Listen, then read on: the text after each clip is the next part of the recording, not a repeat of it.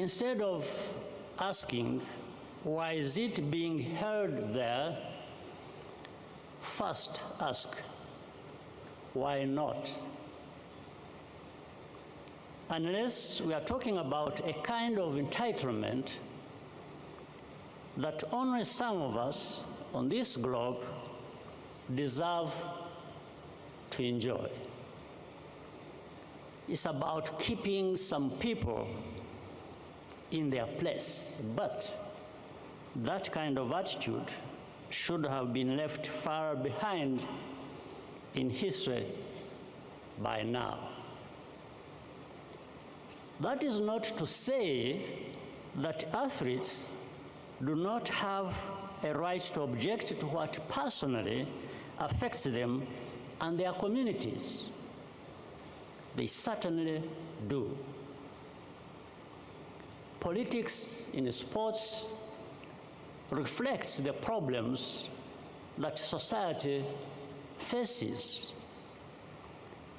When fans throw bananas at African football players or taunt a female referee, that is because of a negative social environment that feeds those wrong behaviors. So we need to work together to ensure that the game is inclusive and respectful of everyone. Ladies and gentlemen, once again, I welcome you to Kigali and hope that you will keep coming back to visit us. You will be very welcome. I wish you a very productive meeting, and thank you for your kind attention.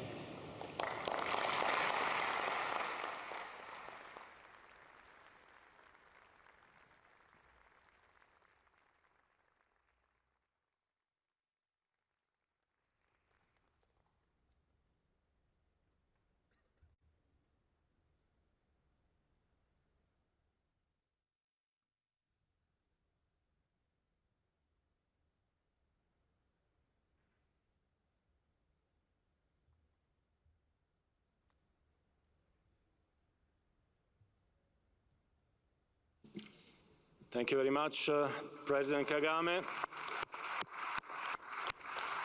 for your inspiring words. Good, so now we can move on to agenda item 2, the roll call and the declaration that the Congress has been convened and composed in compliance with the statutes. And for this, I hand over the floor to Secretary General. Please, Fatma. Thank you, Mr. President. Let's indeed start with the roll call. Afghanistan present, Albania present, Algeria present, American Samoa present, Andorra present, Angola present, Anguilla present, Antigua and Barbuda present, Argentina present, Armenia present, Aruba present,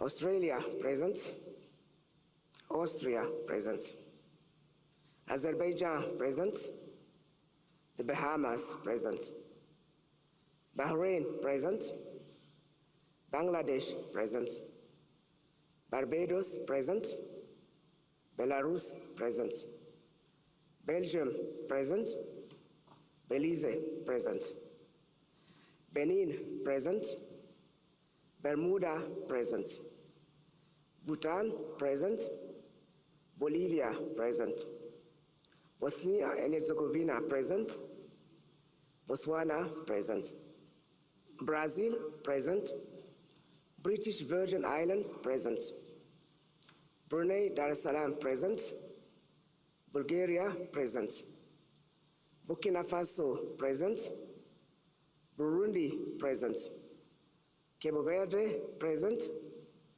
Cambodia present. Cameroon, present.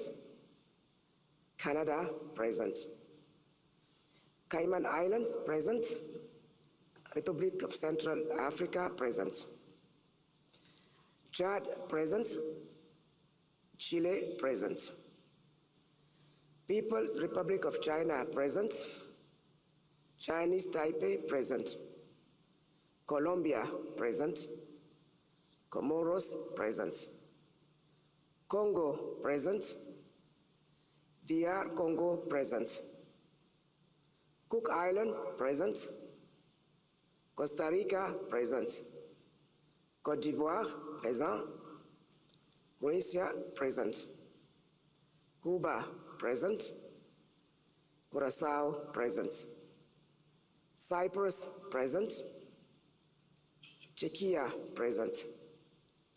Denmark, present. Djibouti, present. Dominica, present. Dominican Republic, present. Ecuador, present. Egypt, present. El Salvador, present. England, present. Equatorial Guinea, present. Eritrea, present. Estonia, present. Swatini, present. Ethiopia, present. Faroe Islands, present. Fiji, present. Finland, present. France, present. Gabon, present. The Gambia, present. Georgia, present. Germany, present. Ghana, present. Gibraltar, present. Greece, present. Grenada, present. Guam, present. Guatemala, present. Guinea, present.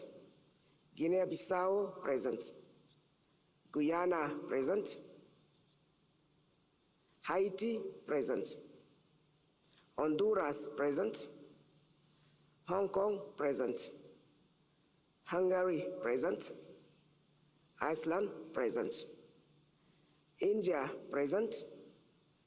Indonesia, present. Islamic Republic of Iran, present. Iraq, present. Republic of Ireland, present. Israel, present. Italy, present. Jamaica, present. Japan, present. Jordan, present. Kazakhstan, present. Kenya, present. Democratic People Republic of Korea, absent. Korea Republic, present.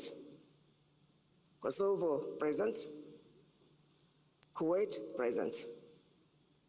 Kyrgyz Republic, present. Laos, present. Latvia, present. Lebanon, present. Lesotho, present. Liberia, present.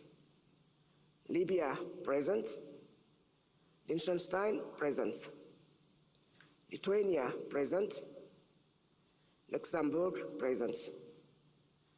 Macau, present. Madagascar, present. Malawi, present. Malaysia, present. Maldives, present. Mali, present. Malta, present. Islamic Republic of Mauritania, present.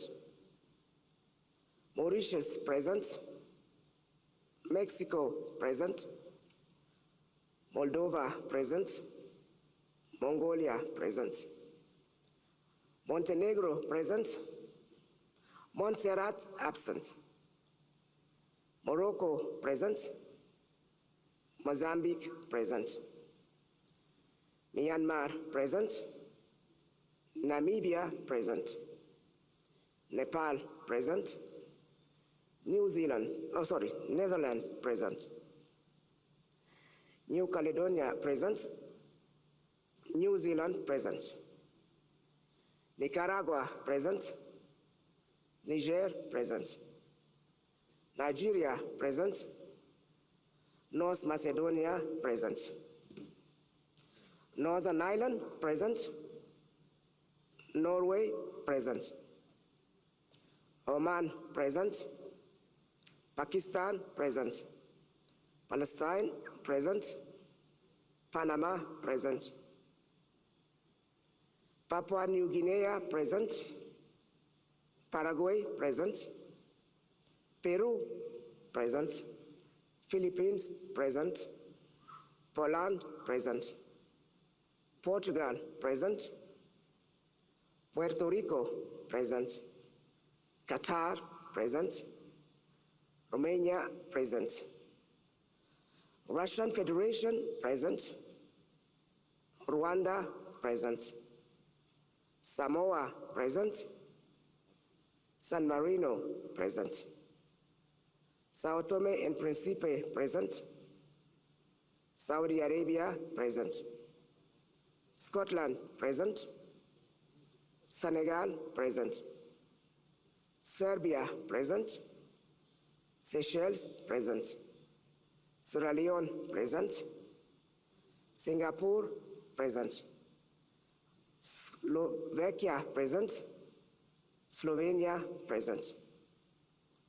Solomon Islands, present. Somalia, present. South Africa, present. South Sudan, present. Spain, present. Sri Lanka, present. St. Kitts and Nevis, present. St. Lucia, present. St. Vincent and the Grenadines, present. Sudan, present. Suriname, present. Sweden, present. Switzerland, present. Syria, present. Tahiti, present. Tajikistan, present. Tanzania, present. Thailand, present. Timor-Leste, present. Togo, present. Tonga, present. Trinidad and Tobago, present. Tunisia, present. Turkey, present. Turkmenistan, present. Turk and Caicos Islands, present. Uganda, present. Ukraine, present. United Arab Emirates, present. Uruguay, present. USA, present. US Virgin Islands, present. Uzbekistan, present. Vanuatu, present. Venezuela, present. Vietnam, present. So before we move on with the Congress, we would like to for a moment and remember the members of the football team who have left us in the last year. Have a look at this video, please.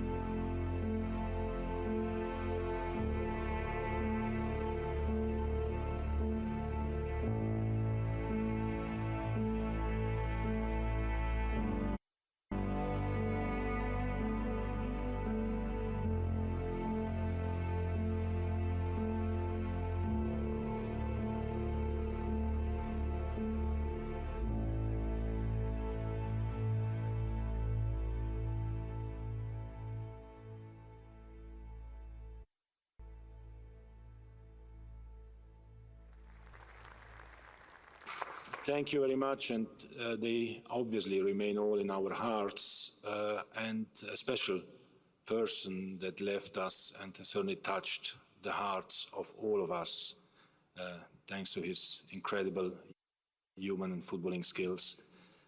Before we do this, I would like you to watch this video as well. The King Pelé. Jogar futebol foi presente de Deus.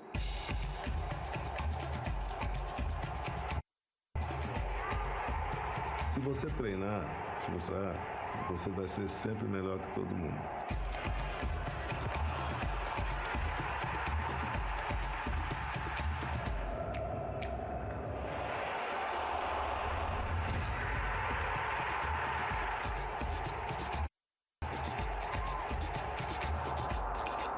Eles iam embora dos treinos, liberava todo mundo, eu pegava a bola e ficava batendo falta, ficava controlando a bola.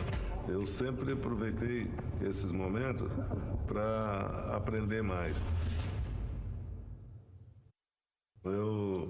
Em 1950, eu me lembro, entrei na minha casa e perguntei para o meu pai, por que você está triste, por que você está chorando? Ele falou, estou chorando, o Brasil perdeu a Copa do Mundo. Falei, pai, não chora que eu vou ganhar uma Copa do Mundo.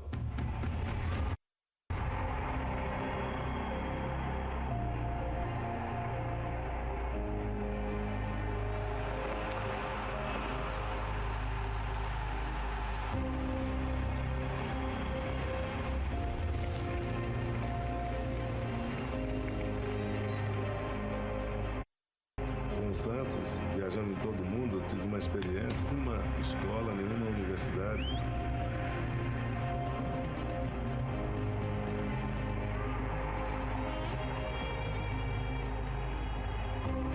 Às vezes, os gols que a gente faz não são tão lembrados como algumas jogadas.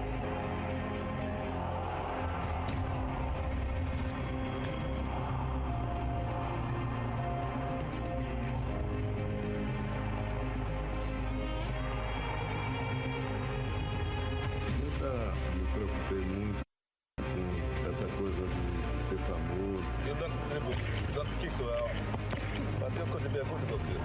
Keep training.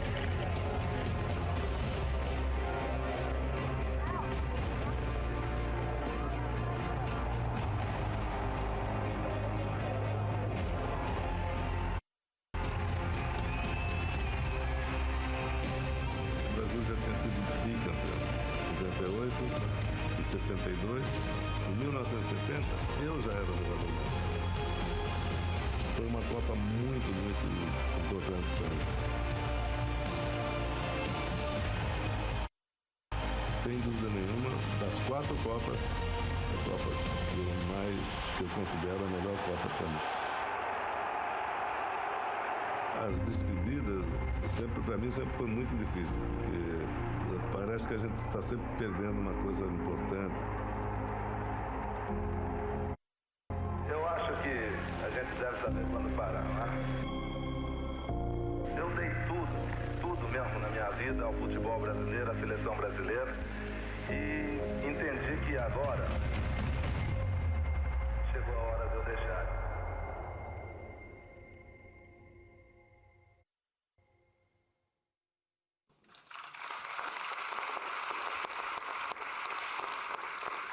Thank you. I would like to ask you to stand up, please, and have a minute of silent prayer. Thank you.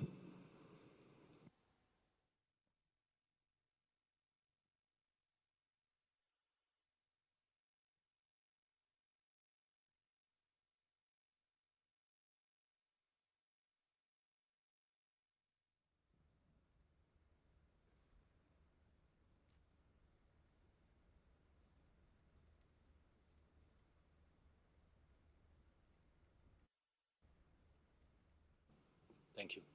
Thank you.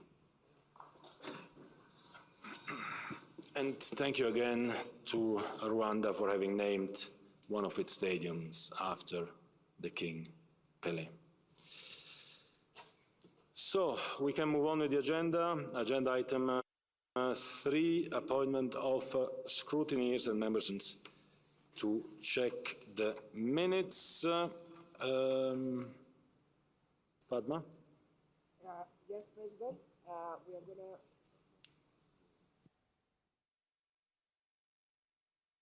Yes, Mr. President, we are going to vote for the appointment of the 3 scrutineers to examine the function of the electronic voting system and sign the record of the vote. Appointment of the 8th scrutineer to count the voting by show of hand, and appointment of 5 members to check the minutes. The following 3 members' associations have been proposed to examine the functioning of the electronic voting system and sign the record of the vote: Vanuatu, Wales, and Zambia. 8 member associations have been proposed to serve as scrutineer to count the voting by a show of hands: Brazil, New Zealand, Palestine, Spain, Suriname, Turkmenistan, and Uganda. And finally, it is proposed that the following member association check the minutes: Papua New Guinea, Sweden, Togo, United Arab Emirates, and Venezuela. We are going to vote on in block for the 3 batch of scrutineers. So, vote on the approval of the appointment of the 3 scrutineers to examine the functioning of the electronic voting system and sign the record of the vote. Of 8 scrutineers to count the voting by show of hand, 5 member associations to check the minutes. If you agree with the proposal, press yes. If you disagree, press no. And if you abstain, press abstention. The vote is starting now for 30 seconds. And please remember to submit your vote. Vote start.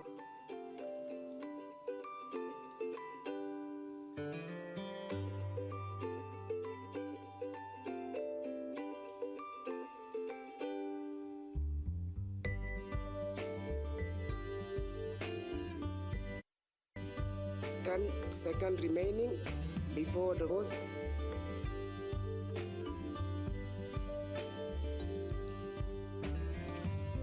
Vote is now closed, and let's wait for the result.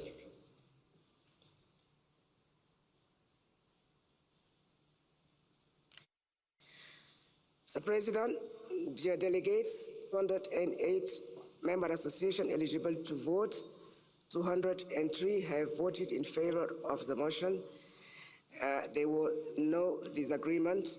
So the Congress has therefore approved that the following and agreed that the following member association be appointed as scrutineers: 3 scrutineers to examine the functioning of the electronic voting system and sign the record of the vote: Vanuatu, Wales, Zambia. 8 scrutineers to count votes by show of hands: Brazil, New Zealand, Palestine, Spain, Suriname, Togo, and Uganda. And finally, 5 member associations to check the minutes: Papua New Guinea, Sweden, Tunisia, United Arab Emirates, and Venezuela. Floor back to you, Mr. President. Thank you very much, and thanks to everyone for this vote. We can move to agenda item number 4, an unpleasant one, unfortunately: suspension or expulsion of a member association. Let's start with the situation of the Zimbabwe Football Association. The FIFA Council suspended the Zimbabwe Football Association on 24 February 2022 with immediate effect due to third-party interference, in particular the takeover of the activities of the Zimbabwe Football Association by a so-called restructuring committee appointed by the government, after the latter had suspended the executive committee and general, which obviously constitutes a serious violation of the FIFA statutes. On 31st of March 22, the 72nd FIFA Congress confirmed already the suspension of the Zimbabwe Football Association. But unfortunately, since the Zimbabwe Football Association has not yet fulfilled the request to lift the suspension, it is recommended by the Council that the Congress once more confirm the suspension of the Zimbabwe Football Association, enabling at the same time the Council to lift the suspension as soon as the pertinent requirements are met. So, Fatma, please. Yes, Mr. President. So the vote is for the suspension of the Zimbabwe Football Association, enabling the Council to lift the suspension once the pertinent requirements have been fulfilled. Press yes if you agree with the motion, no if you disagree, and press abstention if you abstain, and always remember to press submit button.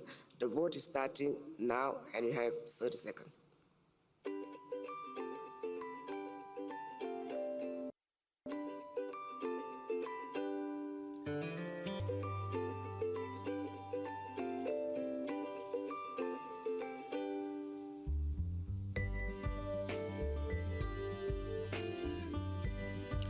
Ten more seconds to go.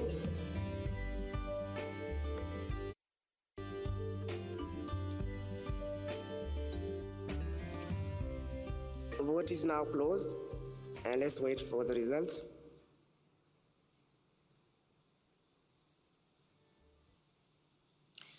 The President, 199 member association have voted in favor of the motion for the suspension of the Football Association, and one member association voted against the motion. The Congress has therefore confirmed the suspension of the Zimbabwe Football Association and effectively reconfirming that they are not entitled to vote at this Congress, nor to exercise any of their membership rights. Back to you, Mr. President. Thank you very much. The second association is the Football Federation of Sri Lanka. Also there, the Bureau of the FIFA Council suspended the Football Federation of Sri Lanka on the 21st of January 2023 with immediate effect due to third-party interference. In particular, it was the interference of the Ministry of Youth and Sports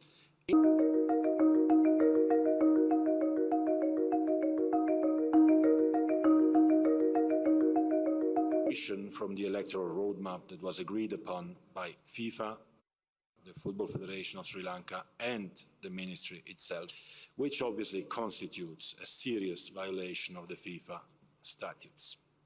The FIFA Council ratified this decision of the Bureau on the 14th of February 2023. It is therefore recommended by the Council that the Congress confirm this suspension of the Football Federation of Sri Lanka, enabling, however, again, the Council to lift the suspension as soon as the pertinent requirements have been fulfilled. Again, for the vote, please, Fatma. Thank you, Mr. President.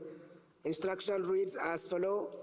We are going to vote on the suspension of the Football Federation of Sri Lanka, enabling the Council to lift the suspension once the pertinent requirements have been fulfilled. Press yes if you agree, no if you disagree, and abstention if you abstain. And the vote is starting now.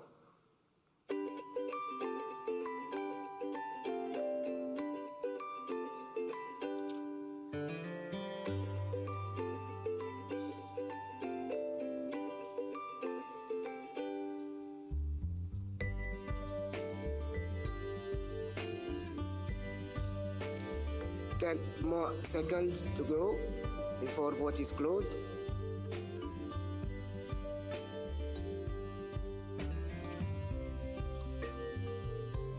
Vote is now closed, and let's wait for the result. The President, 197 member association voted for the suspension of the Football Federation of Sri Lanka, and meaning that Sri Lanka is effectively reconfirmed that it is not entitled to vote at this Congress nor exercise any of its membership right. Motion is passed, Mr. President. The floor is back to you. Thank you very much. So we can move directly to agenda item 5, which is the approval of the agenda. You all received the agenda, of course, and I hand over immediately to Fatma for the vote. Yes, a straightforward vote. It's for the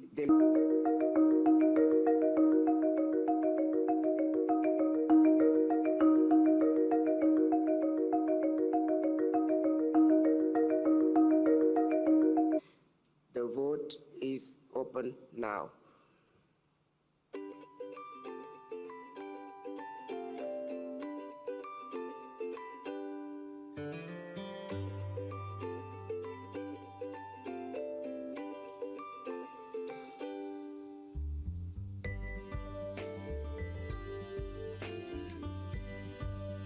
Ten seconds to go before the vote is closed.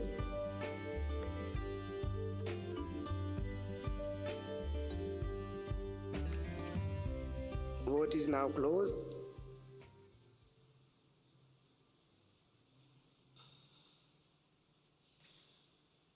The large majority, almost everybody, voted to approve the agenda of the 73rd FIFA Congress with 206 member associations approving the proposal and no abstention and no disagreement. The motion is passed, Mr. President. Thank you very much. Then we can go to agenda item 6, the approval of the minutes of the agenda. I just want to remind you that the minutes of the 72nd Congress have been checked by the following member associations: Burkina Faso, Honduras, Liechtenstein, Montserrat, Singapore. I hand over now to the Secretary General for the vote. Merci, President. Instruction reads as follows: vote on approval of the minutes of the 72nd FIFA Congress that took place on the 31st of March last year. Press yes to approve, no to disagree, or abstention to approve, and always press submit button to validate your vote, and the vote is now open for 30 seconds.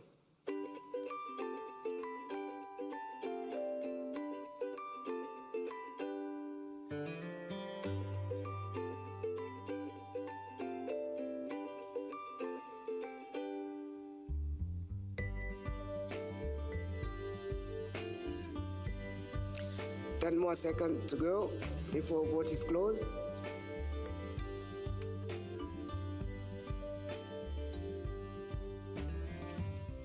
Vote is now closed, and let's wait for the result.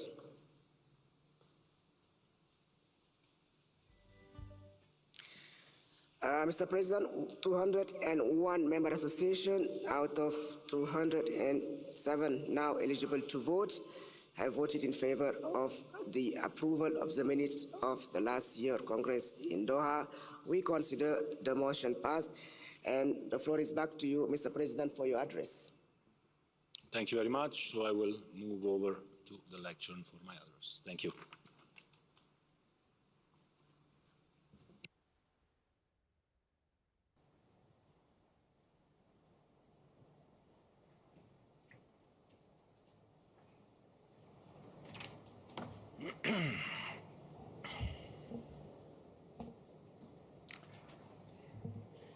So, dear Vice Presidents, Council members, Presidents, Delegates, legends, family, friends, often the same. This is a very special address, of course, or should be a special address, because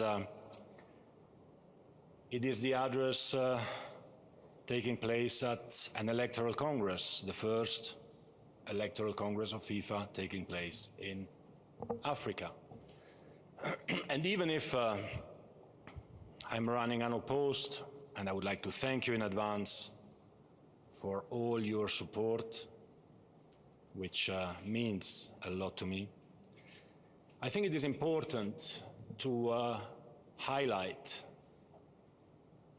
in such a day some of the achievements of the last 4 years and some of the projects of the next 4 years. So I hope you are ready for that. Because everything that we did, everything that I did as your president, everything that we did with our team, we try to do it for all of you, for each and every one of you here, for each and every football fan out there. Because we should always remember one thing, which is that FIFA is an association of associations of 211 countries from all over the world, from all over the world. 211, more than the United Nations. And for FIFA, each and everyone in these countries has exactly the same duties and exactly the same rights, including the right to be respected for what he is, for what he does, for what she is, for what she does. And we want to unite, and we want to include, and we want to make football truly global. So, I don't like to speak about myself normally, but sometimes maybe you have to a little bit, because at the end, I'm the president and I have to take some responsibility. So what did I promise you? Well, I promised you, when very few were believing it, that we would live the best World Cup ever. And we delivered. We organized the best World Cup ever. We had 5 billion viewers all over the world. We had 3 million fans in the stadiums. We had teams from 5 different continents qualifying for the knockout phase. Something new, Morocco, first African team in the semi-final, Mabruk. Felicidades Argentina, of course, to win this World Cup. Et félicitations à la France aussi pour... Congratulations as well to France for being that close to winning the trophy. We had excellent stadiums, perfect infrastructure, no incident, 0 incidents. Some were telling me, well, maybe it's linked with the fact that people were not drinking alcohol in and around the stadiums. Maybe, maybe not. But it was a very peaceful and joyful World Cup. And of course, we took on board as well our responsibility to deal with human rights matters and to deal with the legacy of this World Cup, the first in the Middle East. Shukran, Qatar. Deuxièmement, on a... Secondly, we have promised you that we would organize the best, the most beautiful FIFA Women's World Cup. And we did so. In 2019, in France, we organized, we hosted a beautiful Women's World Cup. 1.2 billion viewers around the world.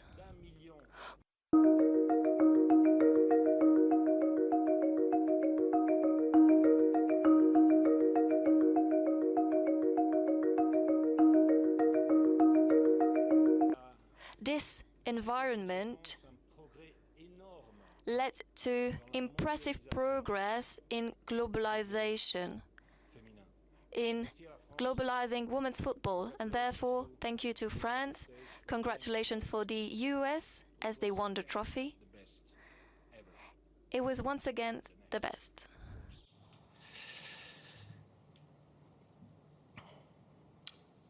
Hemos prometido también We also promised you all that we would strengthen FIFA, that we would strengthen FIFA with a stable association, very strong, because you never know what could happen, and when things happen, we need to be strong and we need to be prepared. And something did happen, something very serious. The world stopped because of COVID. As a result of the solid and strong situation in FIFA, we managed to establish the COVID relief plan, a support plan of $1.5 billion. This FIFA COVID relief plan supported so many of you out there. It supported you to keep football alive. Funds, youth football, women's football, not professional football, but the football that we all experience, all of us, and that's thanks to the work that we have all carried out together. And I promised you as well that we were going to increase our revenues and make FIFA more stable and more transparent, therefore regaining the trust of sponsors and broadcasters. To be honest, I was not so sure whether we would achieve that, because we set an ambitious target at $6.4 billion US. But we did perform. Our revenues have gone up to a record $7.5 billion US, more than $1 billion more than what was budgeted in a period which was hit by COVID. You cannot do this if you are not strong, if you are not a strong and solid organization which is trusted by everyone.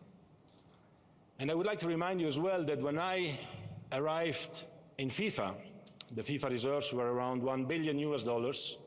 Today, the FIFA reserves are at almost $4 billion US, which means we have even more money that we can inject and invest in football, because the money of FIFA is your money, is the money of football development. And, you know, je vous avais promis aussi. I promised you that we would raise all programs, that we will have more development programs in the world. And we did so.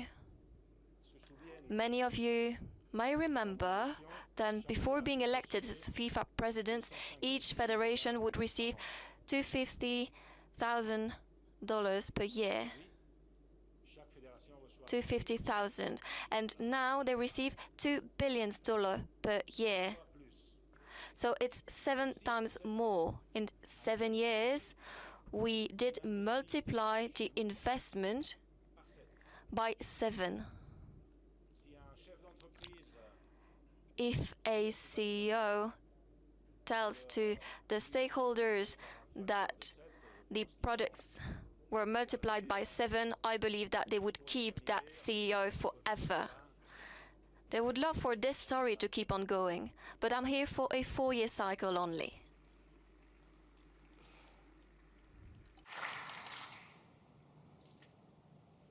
Aber liebe Freunde, but dear friends, it is important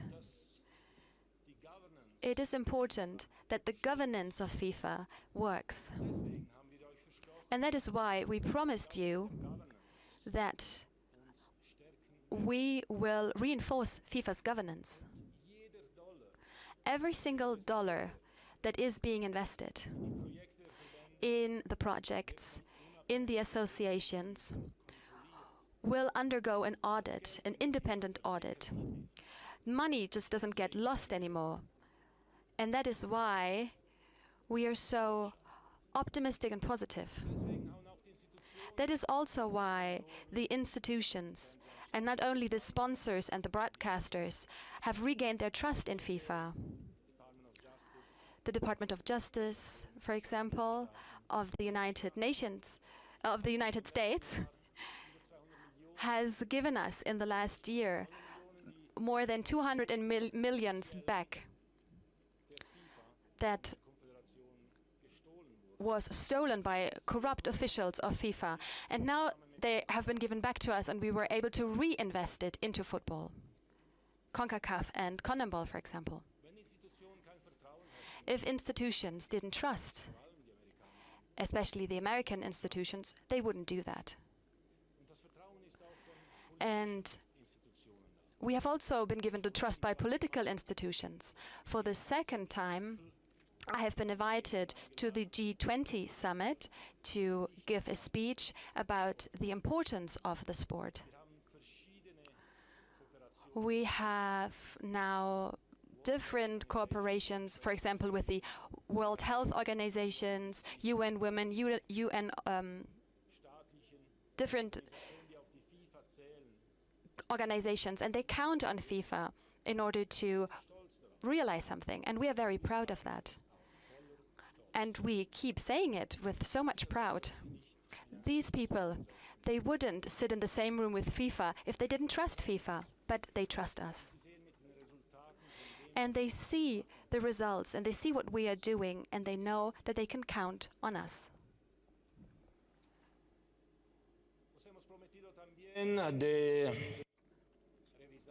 We also promised that we would review the transfer system. How do you say this in Spanish? Transfer? Yes? Is it the same thing?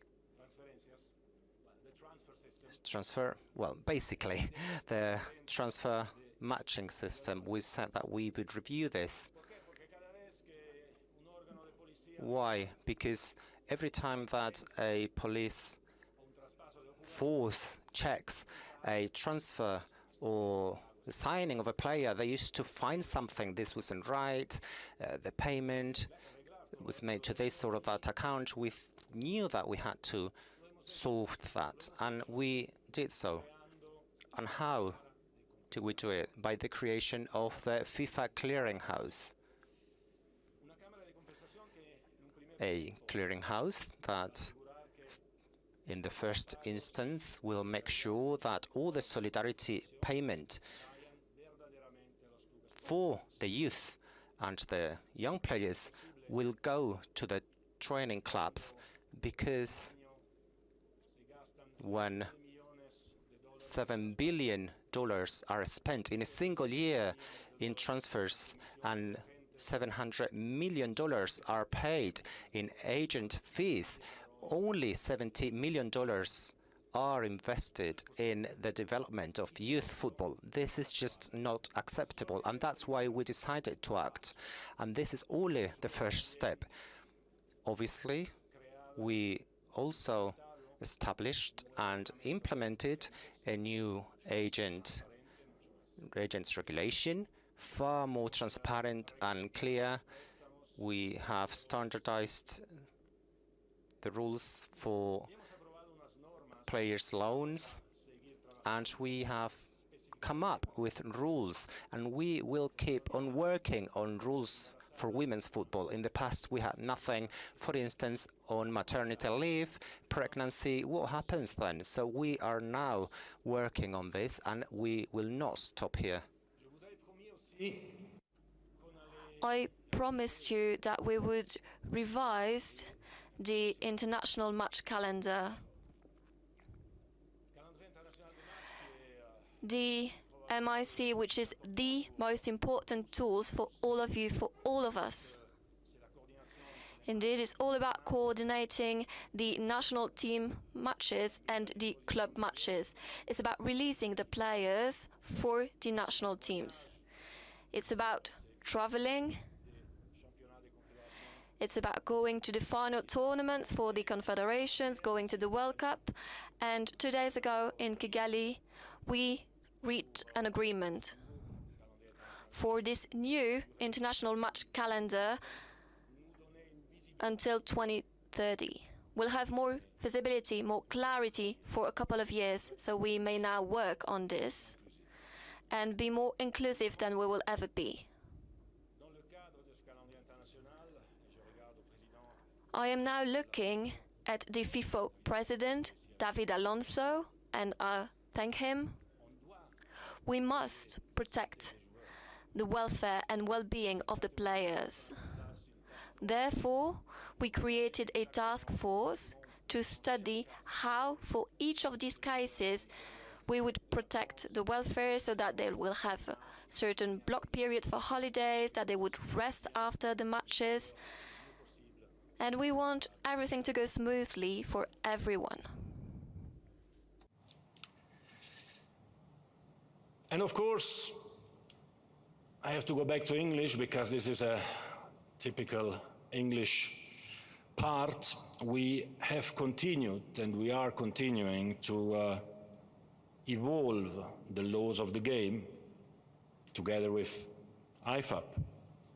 We have been introducing VAR now in over 100 countries around the world. We will be introducing VAR Lite to allow those who have less means to have VAR, but you still need around 4 cameras to be able to do that. And we are working on a last level, so to say, or a first level if you want, depending where you take the ranking. Or if I take a similarity with one of our sponsors who has Lite, they also have 0, so we can call it VAR 0 or VAR or video support.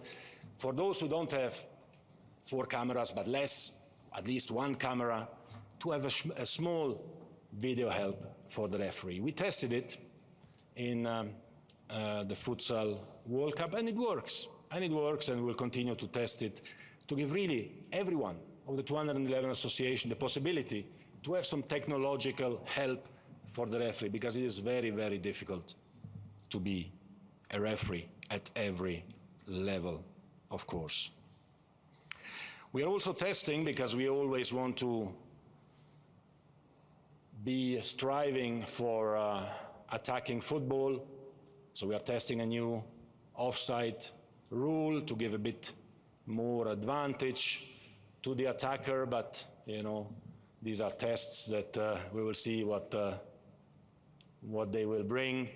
We are in any case always open to test whatever we can, whatever we think makes football more attractive for the fans who are watching it on TV.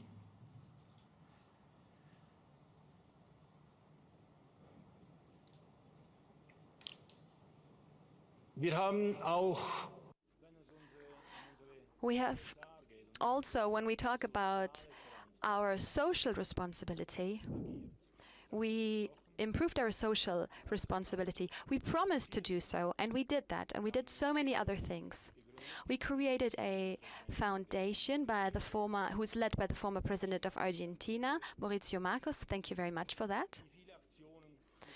And the foundation acts in so many parts of the world. We have created a Football for School program where students everywhere in the world can not only play football, but they also learn how to live their life through the rules of the game. We also work to protect minors with the FIFA Guardian program. We work with the UN Odyssey against the manipulation of the game. We work to protect the climate with COP in Glasgow. And we also work to protect human rights everywhere in the world. But we will talk about this specifically later on.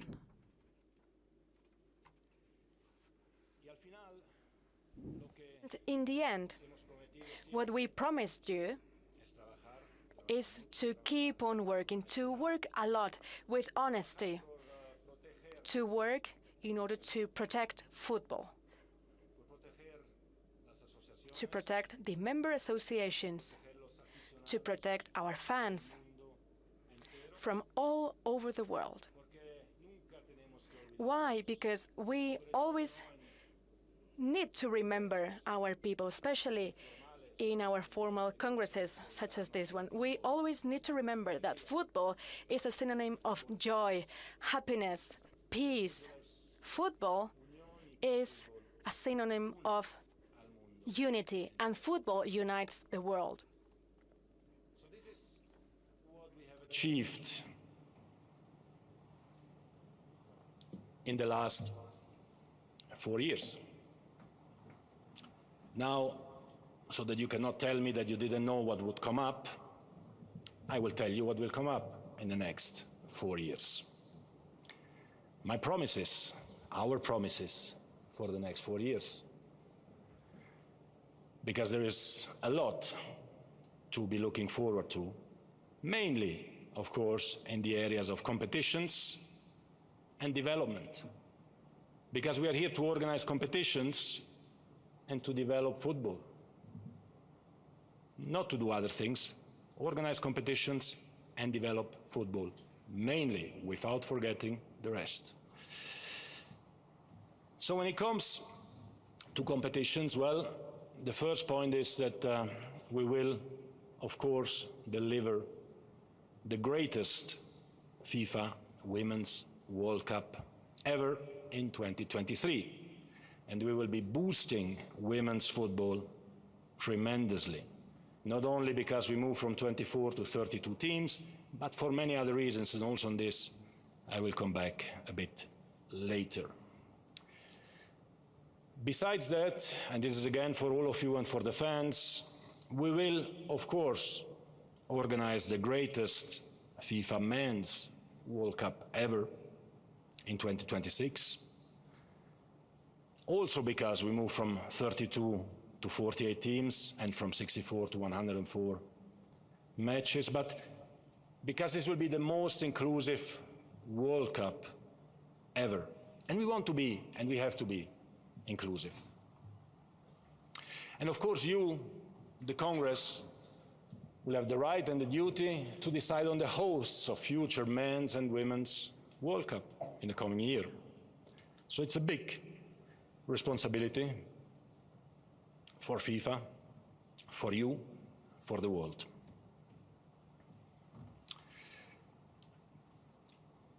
Nous avons aussi décidé. We also decided to create a new Club World Cup. This new Club World Cup will be played every 4 years from 2025 onwards.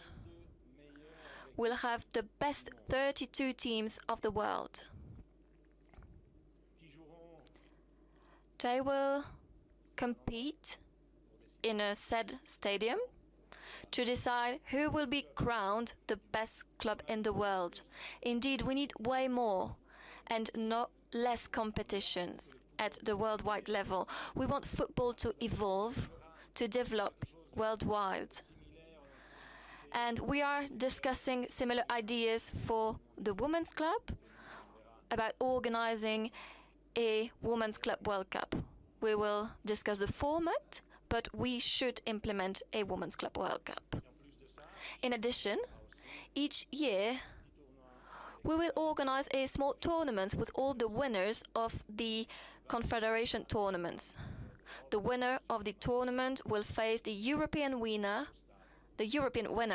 in a stadium somewhere in the world. We will, when it comes to national team football, also create occasions for teams from different confederations to play each other, which is something that is quite complex and difficult these days. So we discussed the creation of what we call the FIFA World Series in March every second year, on the even years, before the World Cup and before the Copa America European Championship.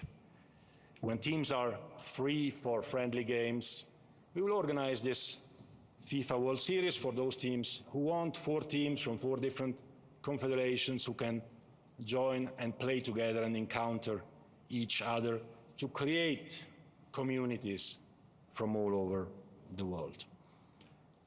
And as FIFA, we have a duty as well to assist and help all those who ask us for it. And so we are, of course, working with some confederations, with some regional associations to discuss potential and how we can help them to create new club competitions, national team competitions at regional, at local level, because when I hear that there is too much football, well, maybe yes, but certainly not everywhere.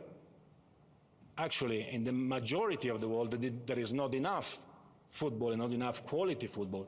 And when you see the passion that exists for football, then you have to do something. We organized last year the FIFA Arab Cup as a test event for the World Cup. It was an incredible, incredible success for the Arab world. 450 million people, 23 countries. Great success. Doesn't touch the top or the elite of football, but has a great, great impact. Only this year, I was in Iraq, where I witnessed the opening game of the Gulf Cup. An incredible, incredible passion in Iraq, an incredible event. I went then to Thailand as well, where I witnessed the final of the Southeast Asian Cup between Thailand and Vietnam. A great celebration of football, and it's our duty and our obligation to support these kind of events.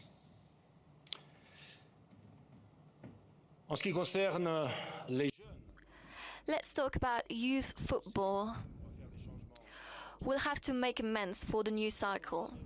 Indeed, the U17 World Cup will now be played from 2025 each year for boys and girls, so that we won't lose a generation. Each generation will be entitled to compete in a U17 World Cup. We'll have way more teams than ever to this new World Cup. In terms of the U20 World Cup, we will increase the number of participating teams for the women's edition. And we may organize a football festival for the younger ones, below 15 years of age. Natürlich werden wir weiterhin auch unsere And of course, we will also improve our regulations and the FIFA statutes. The good governance principles who have brought us this far, we will protect them and we will continue to involve them. We will continue to look at the transfer system to make sure that everything works well during the transfers. And that is why we will maybe have a discussion in order to improve the transparency of the transfer fees and the salaries. And it might be necessary to introduce a cap. And we have to think about how you can calculate the caps. Everything is possible today, and we will have to look at it with all the other stakeholders, and we will see what we can do.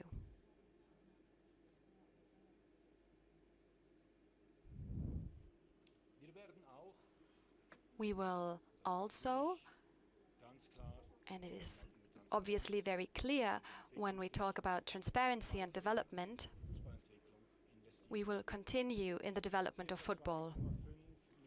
$2.5 million will be invested in the next 4 years specifically. They will go specifically into the development of football.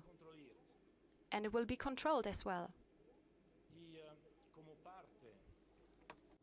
Del desarrollo de fútbol, We want to promote football development, and we have a very interesting project that Arsène will present later on. This project is the Talent Development Scheme, the TDS. This is a scheme for every talent all around the world to give them a chance and to become a great player. It is not impossible We just need organization, work, and that's what we are here for. We are here to help you all.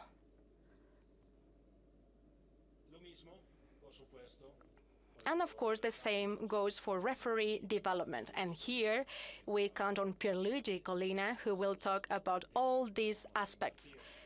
But what we can tell you is that we will invest in Team 1, the referees team. You've seen it in the annual report, in the financial report. You will hear it after as well when we present the new cycle. We are promising you new record revenues for the next 4-year cycle of $11 billion. So from 6.4, which became 7.5 in the last cycle, we go to $11 billion. And actually the new Club World Cup is even not included in that. So I think this figure will increase still by at least a couple of billions. We will see. I count on our teams to make that happen. They know that they can count on me as well to make it happen, because it is finally for all of you. And obviously, we need to care about the fans and the new generations and their engagement. And the promise I make here is that we will continue, of course, to organize the best competitions ever, everywhere in the world. Everywhere in the world. When we organize a small tournament here in Rwanda, it has to be the best tournament, so that everyone can enjoy. But we'll develop as well our platform, FIFA Plus. FIFA Plus, who is becoming and will become also a source of revenue for many associations who will have their games broadcasted all over the world, thanks to FIFA. We democratize football from every country to every country. And this is a commitment that we can give you. And also, for the young generation as well, and those who still believe that they are young, like all of us, e-football. E-football is part of football, is part of the future. And be sure of one thing. The new FIFA, not the new FIFA institution, but the new FIFA game, the FIFA 25, 26, 27, 28, and so on, will always be the best e-game and the best experience for any young girl and young boy who loves this gaming. So we are working on that, and you will have news on this very, very soon. And finally, let me, and for those who counted, it's 11 points, so as it was 11 for the achievements, there are many more, but we leave the substitutes for the additional time when Pierluigi tells us how many minutes we have left. The 11th point is obviously also the corporate social responsibility element of our job. We are a football organization. We are not the Red Cross or Greenpeace or any other organization who are doing great work. We are a football organization. We have to organize competitions. We have to develop football. But we have a responsibility as well. We have a responsibility to help tackle global challenges. And we will continue to do that, whether we speak about climate, whether we speak about human rights, whether we speak about diseases or disabilities, about anything. We'll play our part in the team in respect of the fact that we are 211 countries representing the entire world. So again, in conclusion, and after thanking you for listening to me and apologizing with the interpreters for the many switches, I would simply like to assure you of my continued commitment with you as part of your team, and to simply ask you to remember that football is joy, happiness, passion, love, and peace, and that football is here to unite our beautiful world. Thank you very much.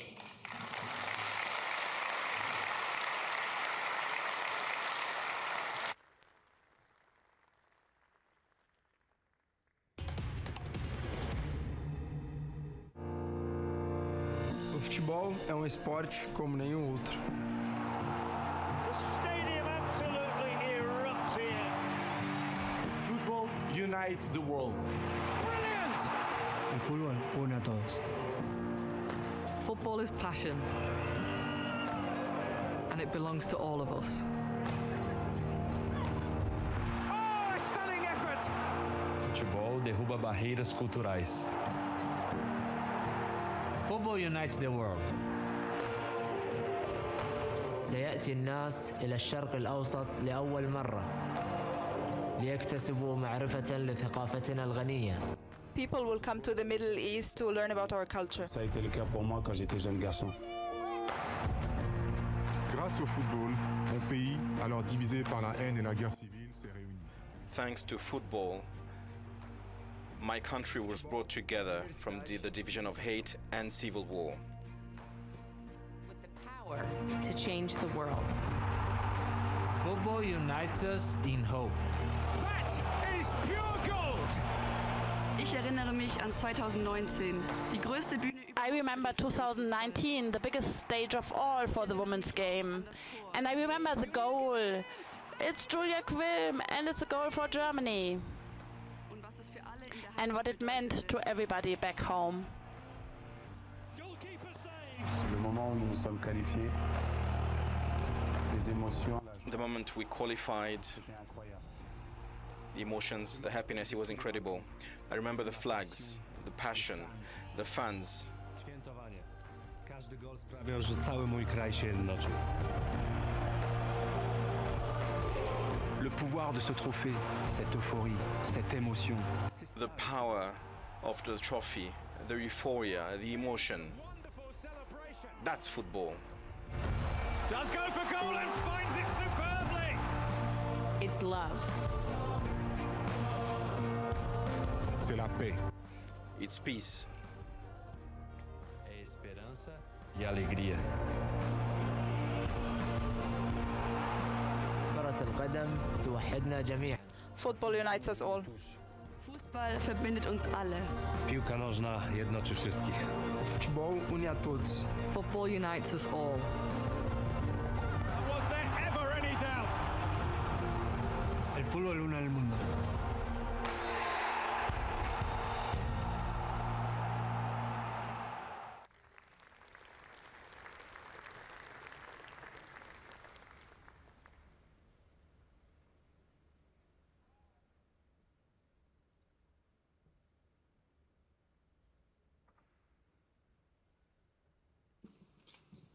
For the next agenda item, I have to hand the floor to my Senior Vice President, Sheikh Salman. Please, the floor is yours.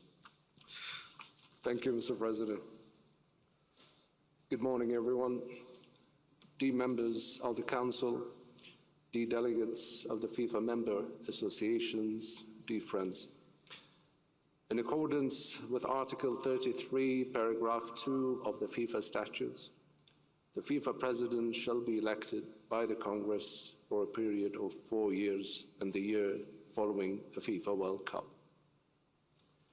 The first term of office, 2019-2023, of the incumbent FIFA President ends after this Congress. Accordingly, the FIFA Congress will today elect the FIFA President for the period from 2023 to 2027. The incumbent FIFA President, Gianni Infantino, is the only candidate standing for this election. Article 30, Paragraph 3 of the FIFA Statutes and Article 52, Paragraph 3 of the FIFA Governance Regulations provide that the Congress may decide to elect the FIFA President by acclamation where there is only one candidate. If the delegates of this Congress are in agreement, we will now proceed to the election of the incumbent FIFA president for the 2023-2027 term of office by acclamation. I'm now calling on the Congress to give a round of applause to elect Gianni Infantino as the FIFA president for the period from 2023 to 2027.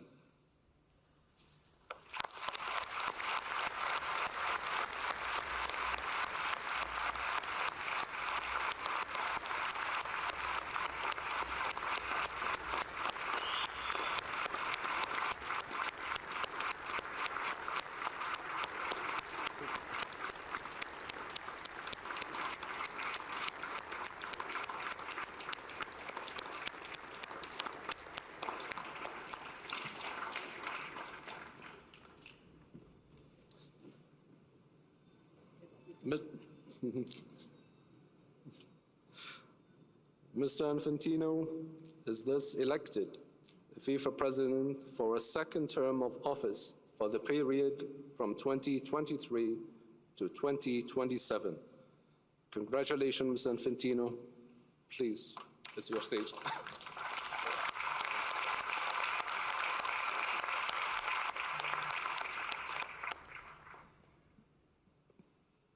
Thank you very much. I prefer to stay seated so I don't risk to fall down. Let me simply thank all of you, my family, my wife, my friends, my team, all of you, the FIFA team, the council team, the committees team, the member associations team, the legends team. I would have loved to be a legend as well.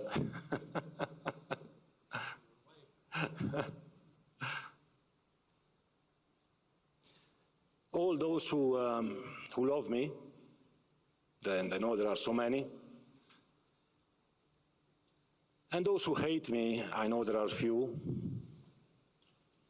I love you all, of course, today especially.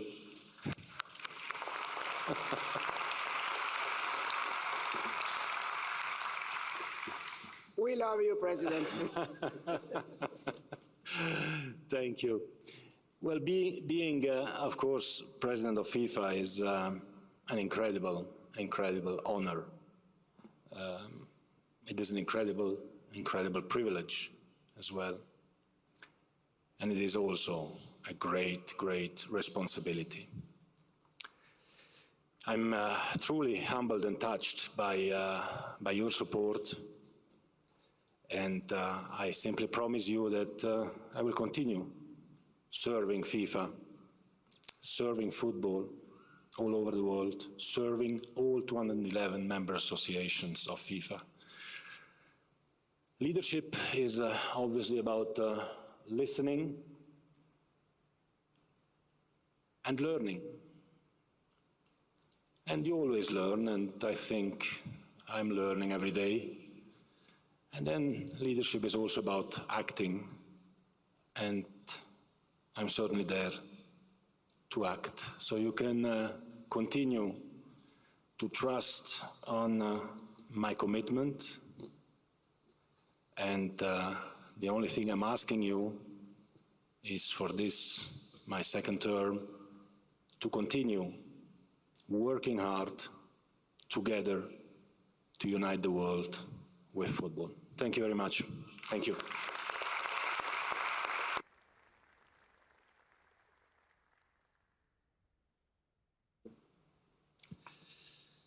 Where are we?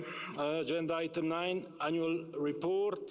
Annual report activities 9.1 in 2022. So you have received, one second, this, which is the annual report of FIFA with all the activities of the past year and I would like to launch a short video that gives us some glimpse of what happened.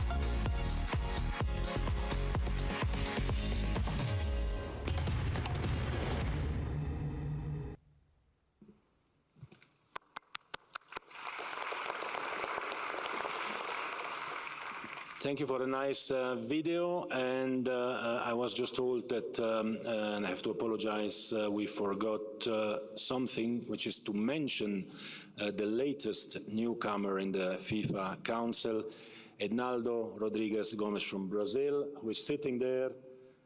He can stand up. He was elected yesterday only, unanimously by CONMEBOL. Brazil, the pentacampeão, 5 times world champion, is the president is here with us. Bem-vindo, Ednaldo. Thank you very much. Obrigado, presidente. Thank you very much, Mr. President. Thank you all for your trust. Thank you, President Infantino, President Alejandro, and now members of the CONMEBOL. Thank you very much for the indication. And let's work in accordance with international football for making the football a better place for all. Thank you very much. And now, speaking about the activities of the past and of the future as well, I would like, or I have the honor to ask Professor Arsene Wenger to join us on the floor for his presentation.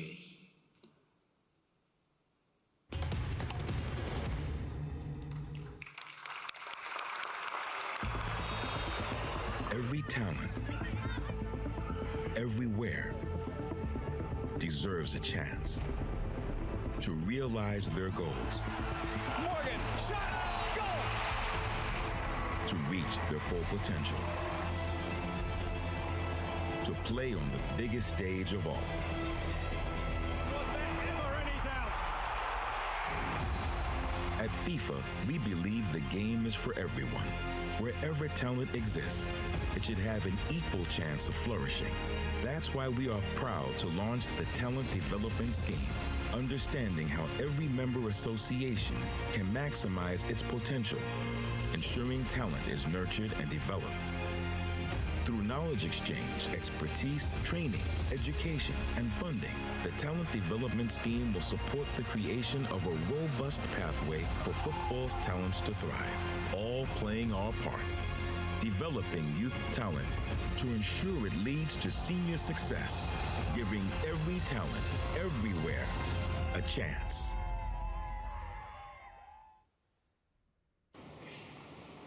Good morning, everybody. Congratulations, President, for a very convincing re-election. And thank you as well to support our program that I will try to explain. I must say, when I was a child, I agree it's a long, long time ago, I was always disappointed when people told me football is not important, get a real job. I accepted at the time the fact that I was not completely normal, because football was my dream. And I must say, today the situation has changed. Parents of children 8, 9 years old stop me in the street and ask for advice to get their children to become professional football players. Our sport looks like an unstoppable force that conquers every part of the world at a huge pace. At the moment where the whole world lives at the same pace, gets the same information at the same second, everybody breathes football together. We had another example at the World Cup. The speed of that development gives us a huge responsibility, but as well a great opportunity that we want to take now. We analyzed football and the state of football in the world guided by 3 principles: allow and give a chance of success to everybody, give every talent a chance, and our 3rd principle was, how can we help? We have created the talent development scheme, and as well, I must say, FIFA has made a commitment of an investment of $200 million on top of the Forward program. You have to apply. You have a window opportunity until May, and you have a second one in October. And our target is to create academies. The basic target is to create academies in every country of the world, and to have completed that in 2026. With a few principles that are for me absolutely vital. It is, you need to start young enough. And that means for me at 12 years of age. 12 years old, girls and boys. We want to make a good player, that means to be identified. The identification of talent, you can't believe how many talents are lost in the world because they have no opportunity. But the quality of the identification of talent is absolutely vital. Receive proper training and good coaching. We have on our training center coaching online. We educate the coaches online and on site, and there is a good opportunity all over the world for free to educate your coaches. And another ingredient that is often neglected is to put the best with the best. That is absolutely vital. To get great players, they need to be stimulated, and that only happens when the best play with the best. And for the countries where it is needed, we give support with coaches on the ground. We send coaches in, paid by FIFA, that help you to develop your players and educate your coaches. We have at the moment 7 pilot countries. We plan at the end of the year to have more than 30 countries, and at the end of a cycle in 2026 we plan at least to have 70 countries who have coaches on the ground supported by us and educated by us. The reward of this education will be visible. The President talked about that, is at the age of 17 years old. I believe personally that you equip a player with the technical tools until the age of 17. At 17 years of age, the competition becomes important. Therefore, we have created a World Cup for the under 17 every year. Before we lost always a generation because the 16 years old couldn't get in the 17-year-old team. And this means more opportunities for you all. I just would like to give you two examples. We have two talented players at the age of 12 years old. At the age of 16, one has 500 hours practice and the other one has 1,000 hours practice. Believe me, there will be a difference between the two players. So that is absolutely important, that the number of practices and of quality practices is vital. The second example is that you take two players of similar talent. At the age of 17, one had 1,000 hours practice, the other 1,000 hours practice. One had a good coach and one a bad coach. There will be a difference again, you know. That's why this is absolutely vital to concentrate on the quality of a coaching as well. One of the main targets of football and of FIFA is to make football truly global. I just would like to end by what I believe is absolutely vital. There's only one way to make football truly global, is to make education global. Therefore, you can count on our help, and with this program, we have the opportunity to do it. Let's do it together. Thank you.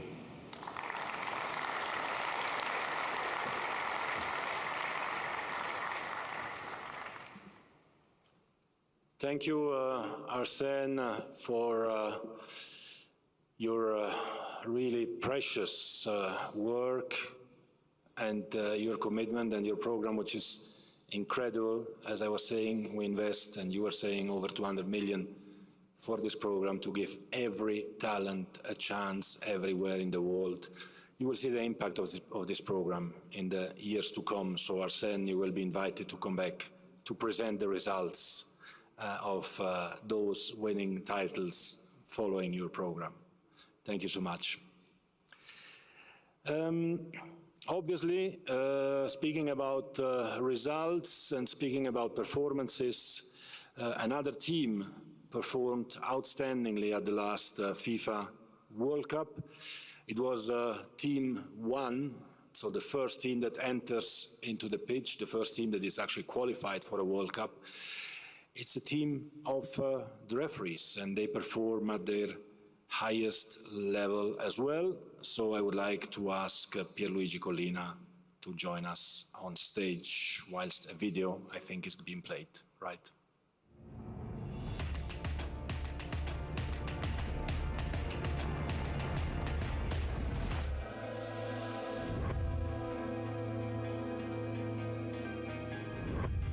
Team 1. You are Team 1.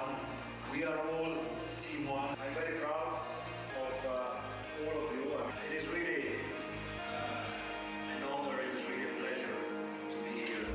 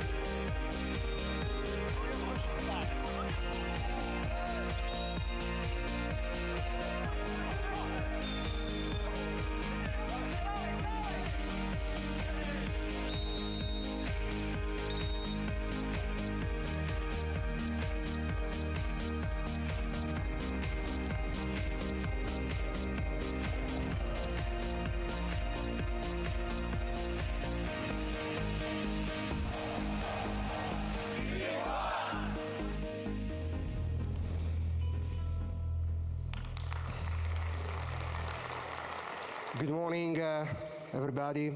And first of all, let me join Arsene in congratulating you, Gianni, for your re-election. We are working together since a long time. I'm very, very happy to be able to continue to work for you in the future. Indeed, 2022 was a very successful year for refereeing, for FIFA refereeing. We had 2 Club World Cup, we had 2 Women's World Cup, under 17 and under 20. We had Qatar 2022, where I would like to mention 6 match officials made history by being selected for the first time ever in this competition. We had 6 referees. I would not like to say 6 women referees, but they were women. So we had 6 women referees selected for this competition, with 4 of them refereeing matches. This was the first time ever, and I'm personally very proud for what they did at the World Cup.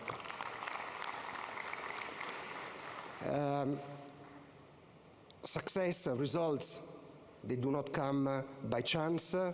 You have seen in the video what we have done to make our match officials ready for the competition.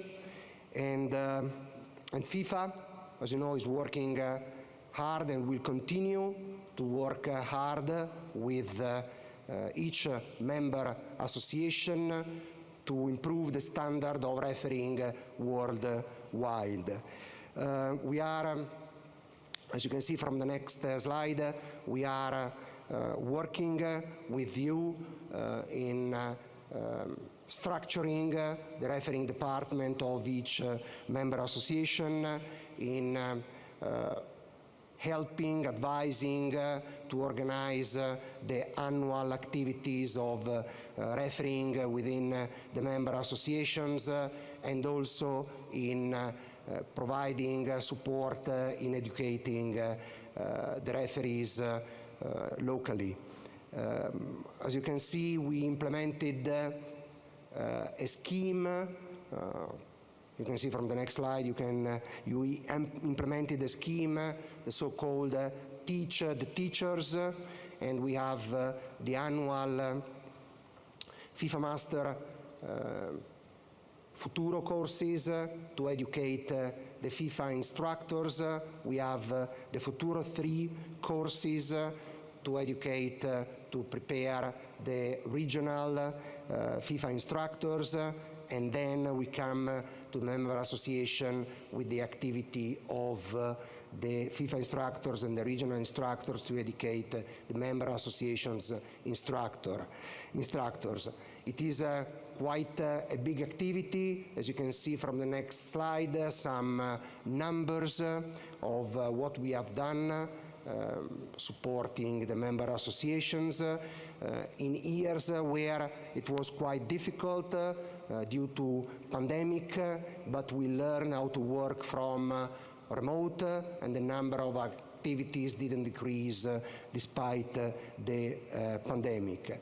In 2022, as well as in 2018, because of the preparation of the World Cup, the last quarter of the year was dedicated to the preparation of the World Cup, but for the 2023, we have already planned with EU member association 105 activities already in the period January-May, and certainly the number will be higher than last year, than 2022. Next slide, please. And as you know, FIFA is a strong believer that technology is important to support match officials in their decision-making process. Next, you can see something about the VAR. You all know that. You may do not remember that the first match where VAR was implemented was September 2016. I still have some picture of the president seated inside a small van looking at monitors. That was the first experience. 7 years later, every major competition in the world has implemented the VAR, and 51 member associations currently use VAR in their top competition, and 23 are in the pipeline, are in the route to implement VAR soon. At the last World Cup, we developed the technology and we implemented the so-called semi-automated offside technology to support referees in taking decisions about offside. We had a connected ball sending data 500 times per second. We had a system tracking position of players, 29 data points of each player with data sent 50 times per second. And you have seen on television as well as on the screen at the stadium a new 3-dimensional graphic visualization to give the possibility to see better how the position of the player was assessed thanks to the technology.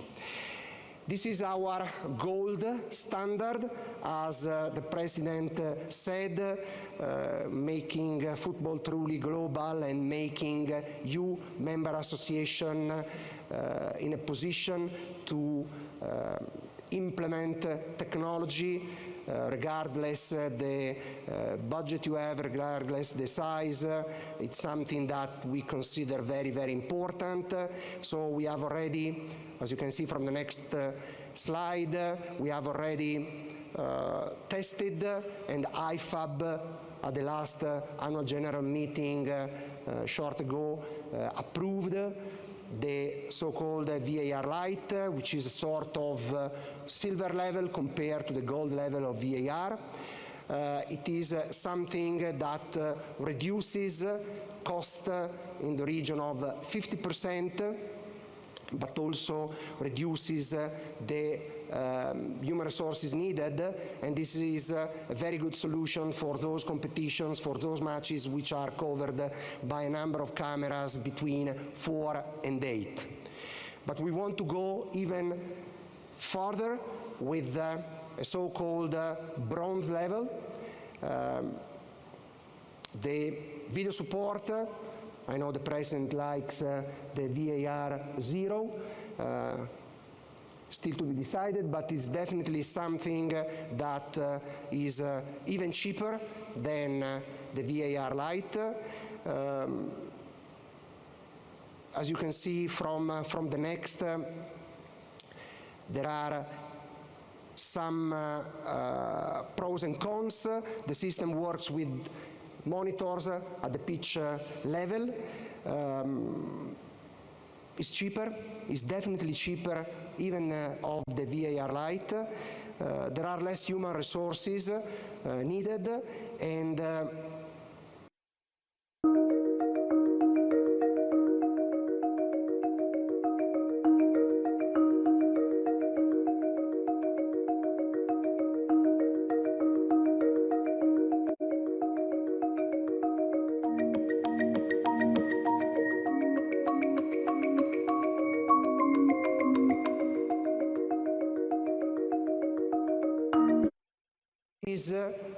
which are conclusive to assess something, assess an incident on the field of play, are not that much. This is a solution, this is a technology ideal for competition, for matches covered by 3 or less cameras. So it's easy to understand that 1 or 2 cameras are not in a position to show everything going on the field of play, but nevertheless, if something very important happens, the referee can double check on this monitor. And also we have to be aware that the expectation from this technology cannot be too high, and mainly cannot be compared to the VAR or to the VAR Lite. 2023 is the Women World Cup year, and 125 days are before the ball will start rolling in Australia and New Zealand. We are working hard, our match officials are working hard to be ready the day the ball will start rolling there. Video.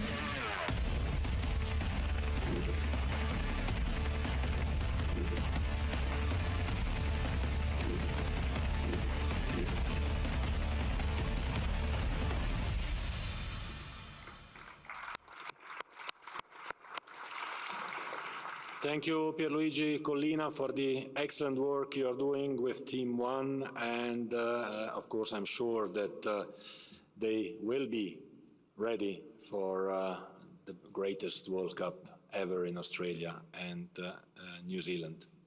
Thank you very much. Another applause for the referees, Team One.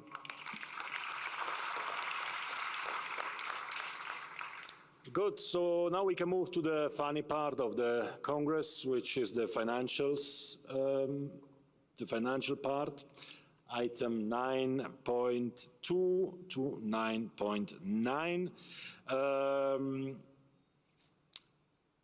Thinking to go into your direction, I propose that we consolidate and merge agenda items 9.2, 9.3 and 9.4 together and play a video with an introductory address by the FIFA Finance Committee Chairman, Alejandro Dominguez, the Consolidated Financial Statement 22 and the FIFA Statutory Financial Statement 22, as well as the Auditor's Report, as presented by FIFA Chief Finance Officer Thomas Payer and the FIFA Statutory Auditor PwC, represented by Mr. Patrick Balkany. So we can have a look at this video covering 3 agenda items, please. Dear FIFA members and worldwide football fans, first, let us congratulate FIFA and the FIFA president on their footballing success achieved in the 2019-2022 cycle. Under the leadership of President Mr. Gianni Infantino, FIFA successfully hosted the first FIFA World Cup in the Middle East and Arab world. With packed stadium and a total of 172 goals, the FIFA World Cup 2022 in Qatar ignited the world's love for football. I feel honored to have been in Doha, together with more than 1.4 million football fans from all over the world, to witness the best FIFA World Cup ever. Qatar 2022 is also the most profitable FIFA World Cup. In the 2019-2022 cycle, FIFA's revenue reached a new high of $7.6 billion. During the 2019-2022 cycle, FIFA achieved records, revenues, and invested more money back into football than ever before. FIFA invested $5.3 billion in organizing FIFA's tournaments and promoting global football development. In addition, FIFA invested $321 million through the FIFA COVID-19 relief plan to help the global football community mitigate the pandemic's impact.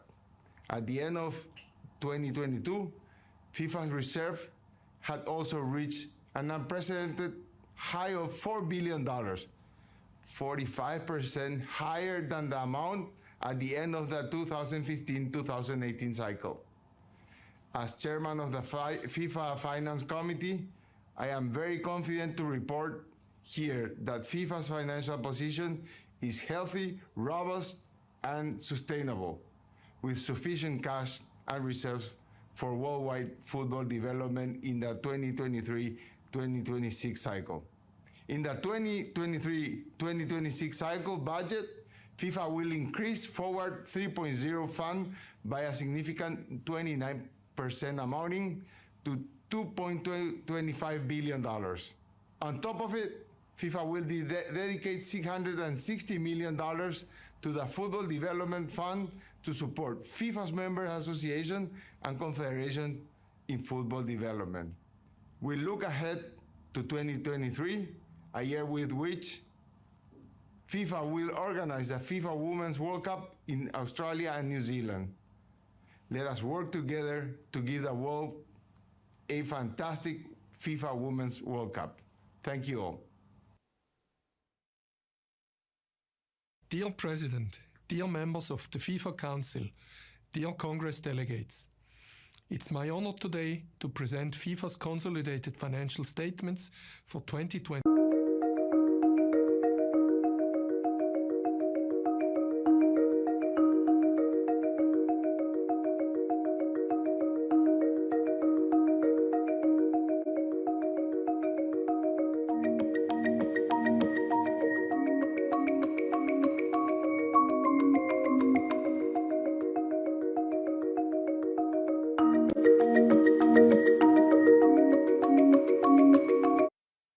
For the financial cycle in all key financial parameters. For the full cycle, revenue amounts to $7,568 million, above the full cycle revenue budget by 18% and setting record despite the COVID-19 pandemic.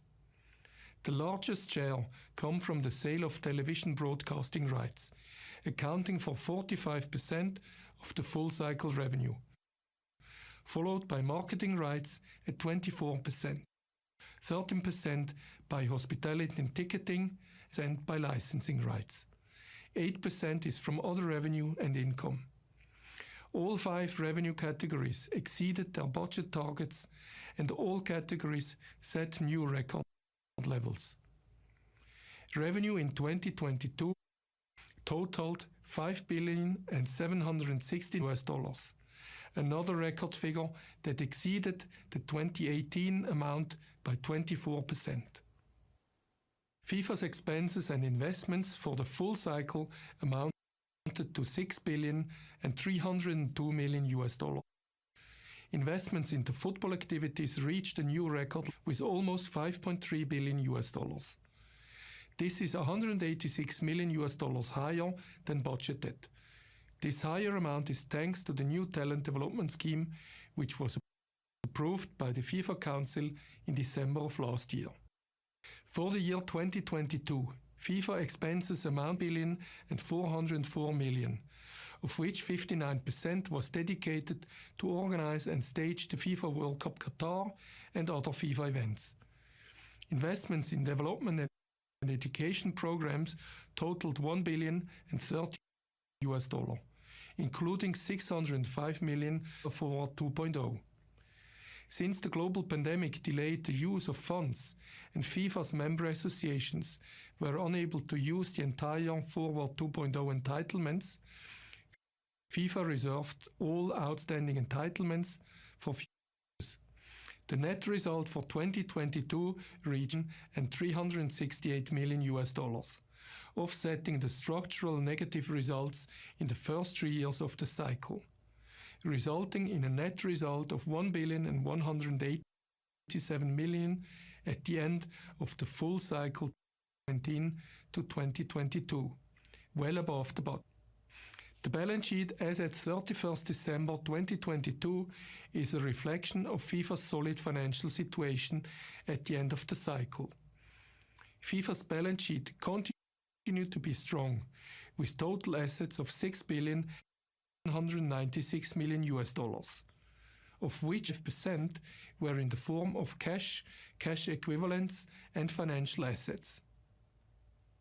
Another key consideration in the balance sheet is FIFA's reserves, which reached the new high of $3,971 million, 45% higher than the level of the previous cycle. In summary, FIFA's balance sheet remains exceptionally robust and builds a solid financial foundation for football development in the future, for Forward 3.0 and the budget cycle. In addition to the consolidated financial statement, the FIFA administration is also responsible for preparing FIFA's standalone financial statements in accordance with the Swiss law and FIFA statutes. Please note that these statements reflect FIFA's financial situation as a standalone association. FIFA statutory accounts are Swiss francs. The key financials include net result for 2022 is 14 million Swiss francs. The association capital and reserves amount to 156 million Swiss francs. Reserves for statutory obligations amount to 3,505 million Swiss francs. All financial information and details are included in the 2022 annual report that has been distributed to you in advance.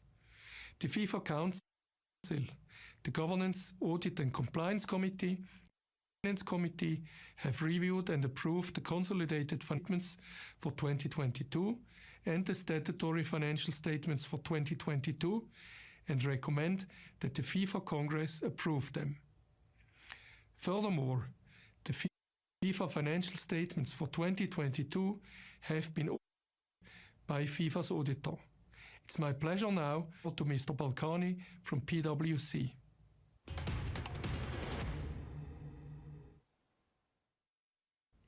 Dear President, dear member of the Council, dear ladies and gentlemen.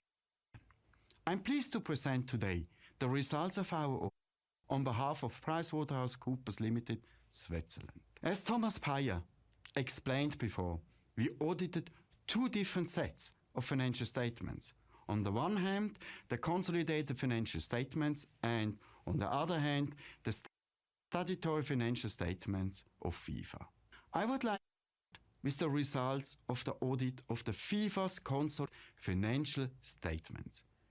You will find our audit opinion on pages 294 to 300 in FIFA's annual report. On page 294, the following is explained. First of all, overall materiality. Secondly, the audit scope. Finally, the two key audit matters. On the one hand, the appropriateness and application of the revenue recognition policy, and on the other hand, the financial implications of the legal cases and or potential claims. In our opinion, the consolidated financials give a true and fair view of the consolidated financial position of the group, of its consolidated financial performance, and of its consolidated cash flows in accordance with the International Financial Standards, IFRS, and comply with the Swiss law. I have nothing to add to our conclusion. In addition, I shortly present the results of the audit of FIFA statutory financial statements. We confirm that FIFA statutory financial statements are prepared in line with Swiss law and the art of incorporation. Furthermore, we confirm that an internal control system exists as required from the Swiss law. Therefore, we recommend that the consolidated financial statements and the statutory financial statements of FIFA are approved by the Congress. Thank you for your attention and for your trust.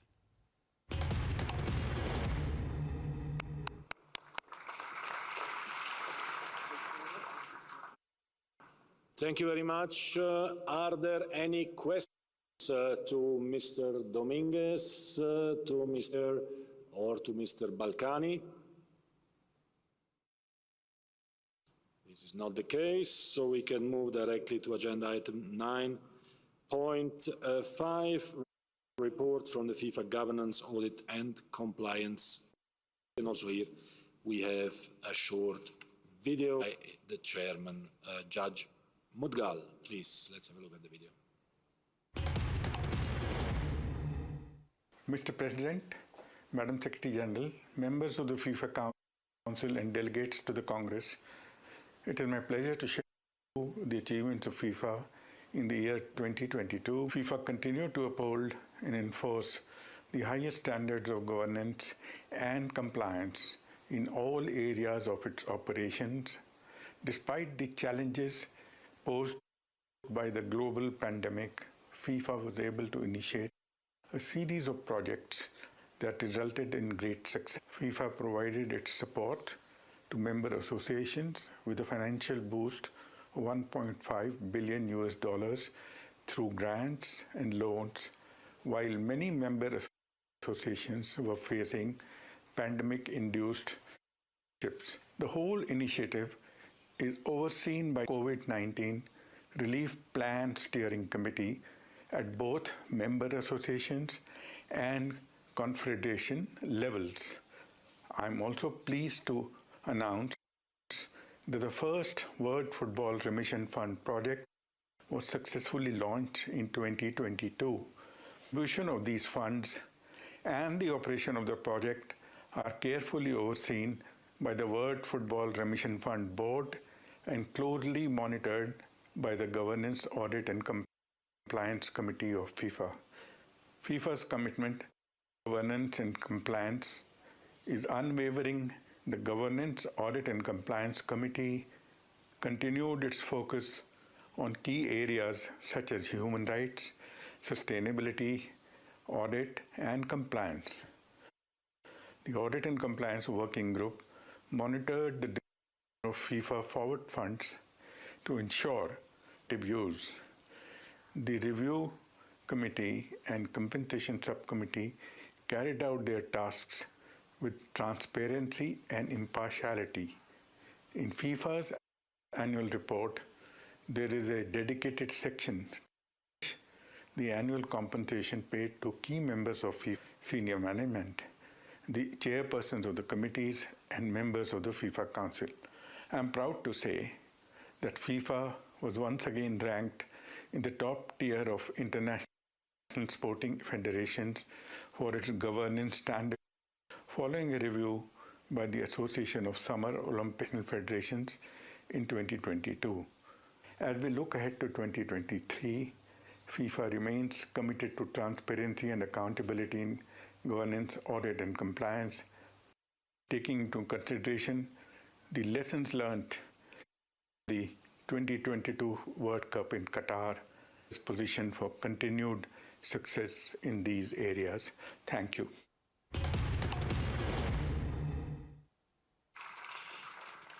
Thank you very much, Judge Mudgal. Are there any questions for Judge Mudgal, who I can see here in front of me? So that's not the case, so we can move to agenda item 9.6, which is the vote on the approval of the consolidated financial statements for 2022 and of the FIFA statutory financial statements for 2022. Please, Fatma. Thank you. Let's proceed with the vote on approval of the consolidated financial statement for 2022 and for the FIFA statutory financial statement for 2022. Press if you approve, no if you disagree, and abstention if you abstain, and always remember to submit your vote. The vote is starting now for 30 seconds.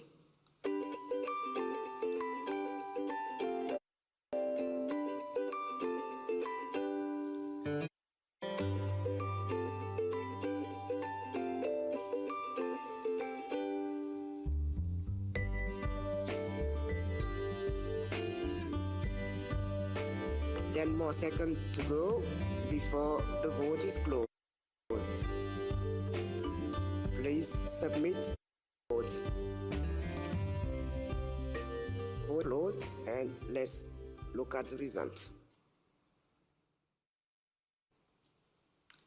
Mr. President, this motion was approved by 203 member association out of 207 present and eligible to vote. Motion is passed, Mr. President. The floor is back to you. Thank you so much. Well done.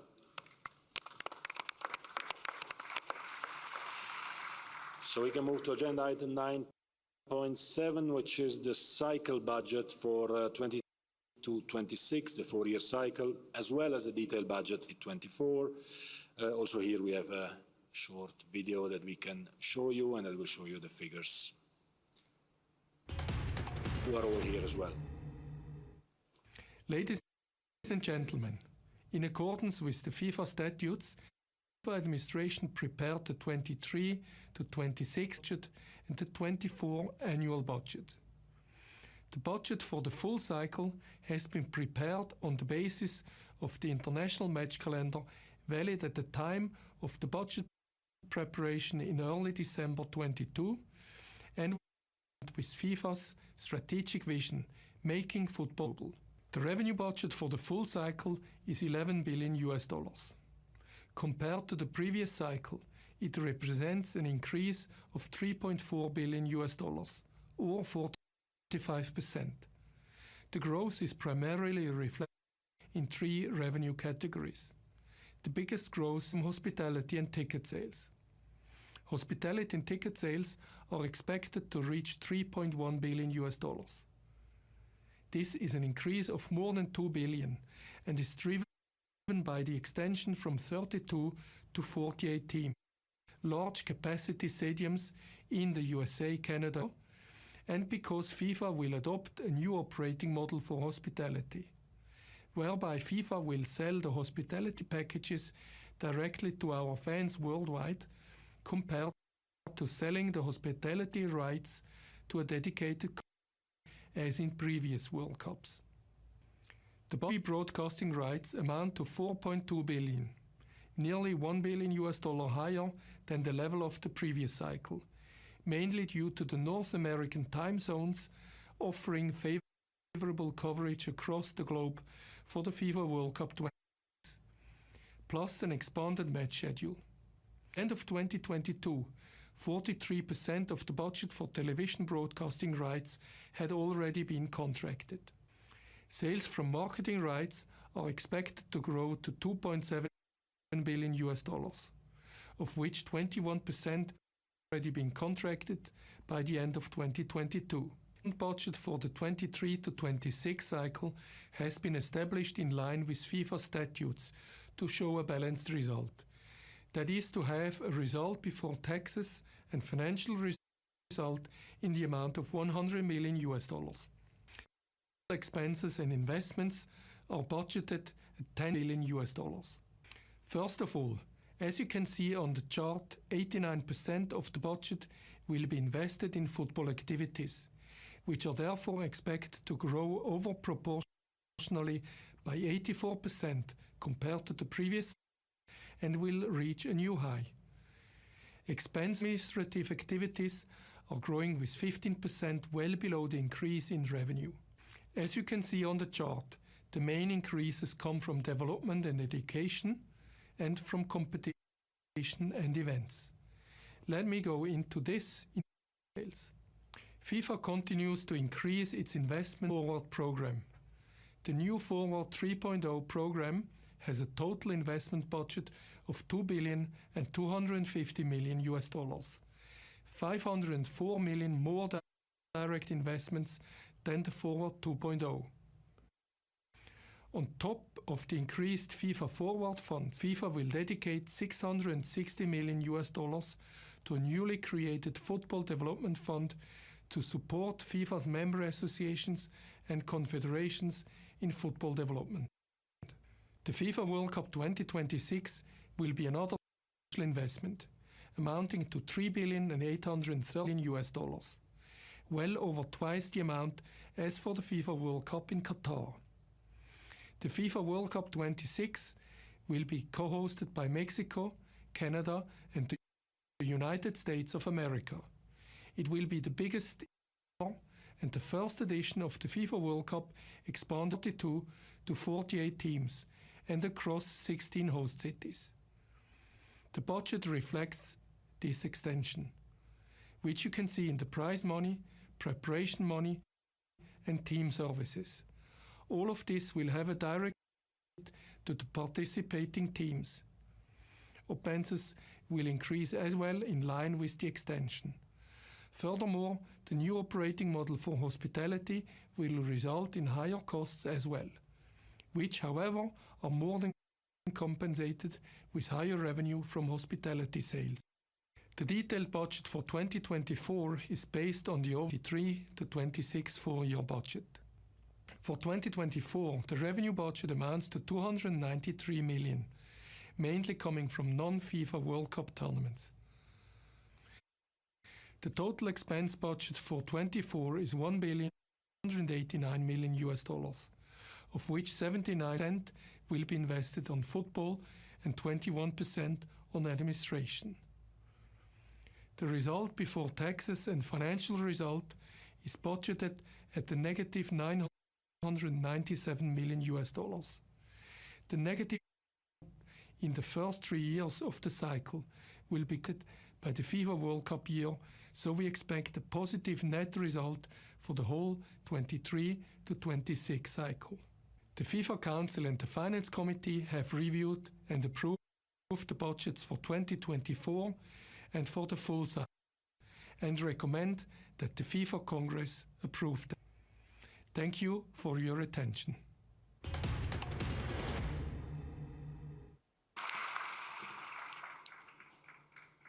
Thank you. Definitely an impressive budget for the next 4-year cycle.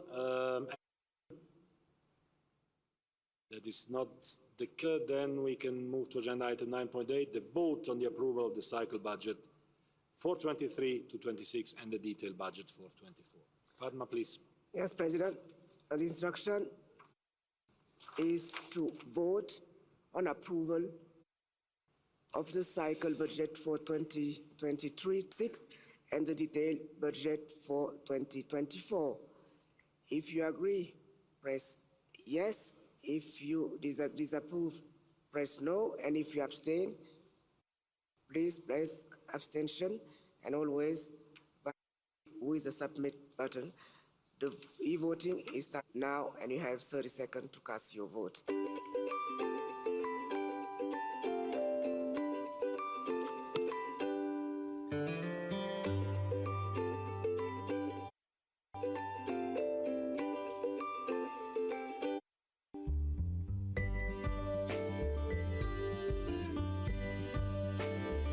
Second left before the e-voting is closed.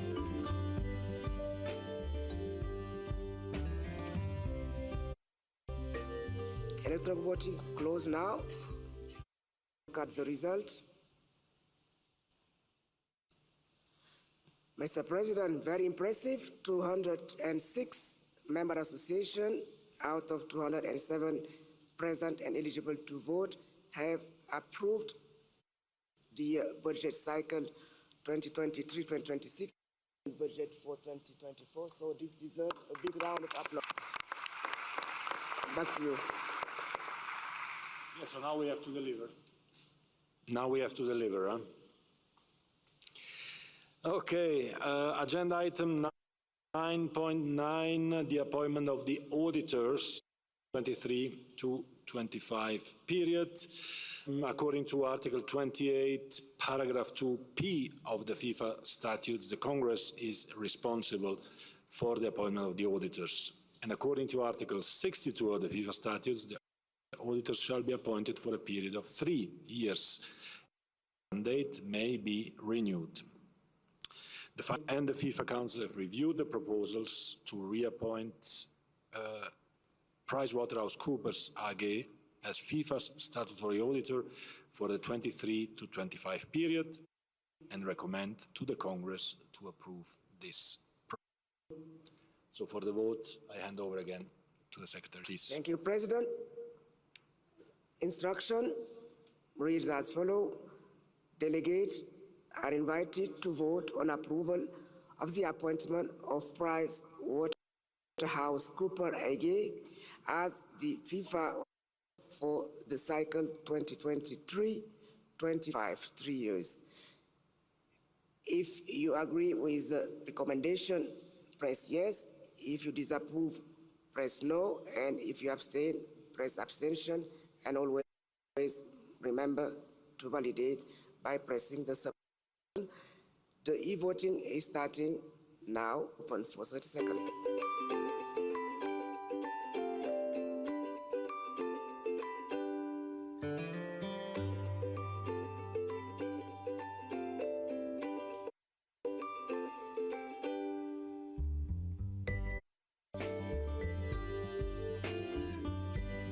Second left to validate your vote.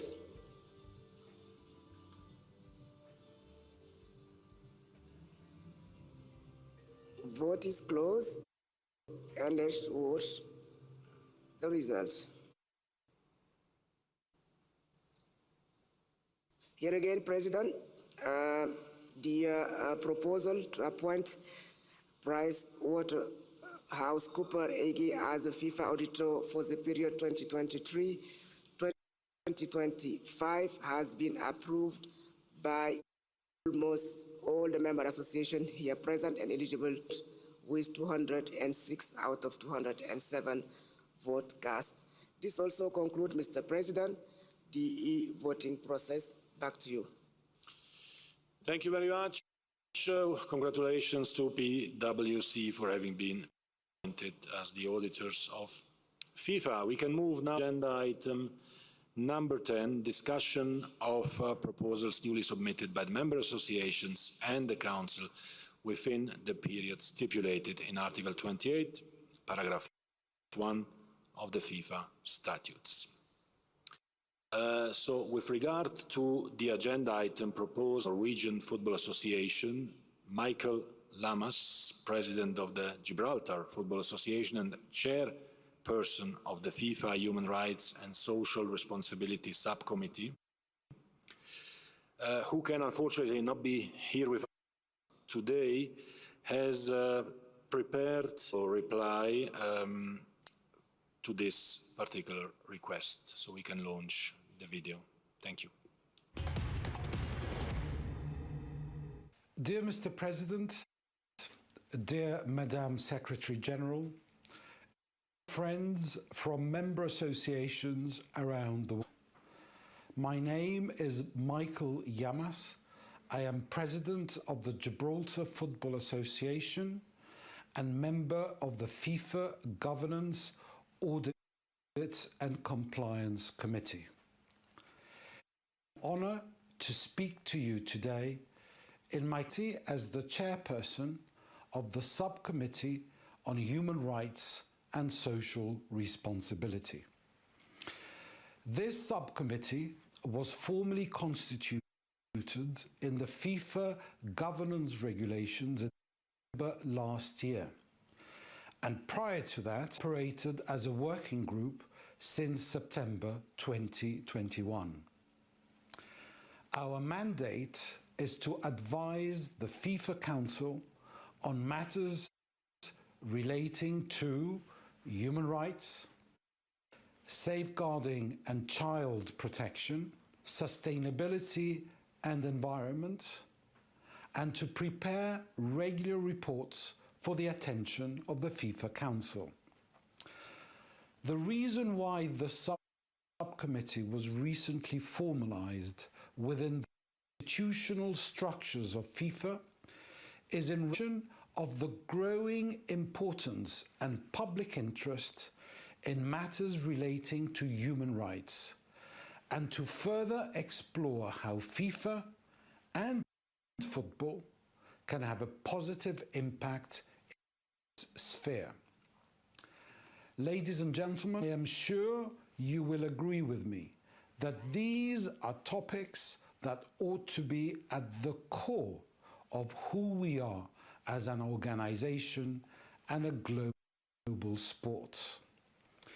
We have all experienced the power of football to change lives, to build communities, and to bring about positive social change. And this is precisely what has been done, engaging competent and internationally recognized bodies such as the BWI, and others. But we equally know that as custodians of the game, we have a responsibility to actively work to provide for an environment in which football can unleash this uniting power. This means, among us, to promote a safe and inclusive environment for players, referees, coaches, and everyone involved in the game. To ensure everyone working in football is treated with dignity and respect. And to act really towards the planet we all live in.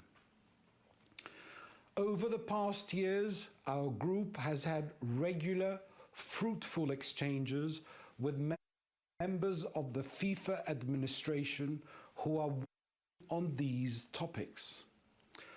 As part of our engagement, we also paid a visit to Doha last August to obtain a first-hand impression of the situation on the ground and to consider the human rights and environmental measures in preparation of the FIFA World Cup Qatar 2022.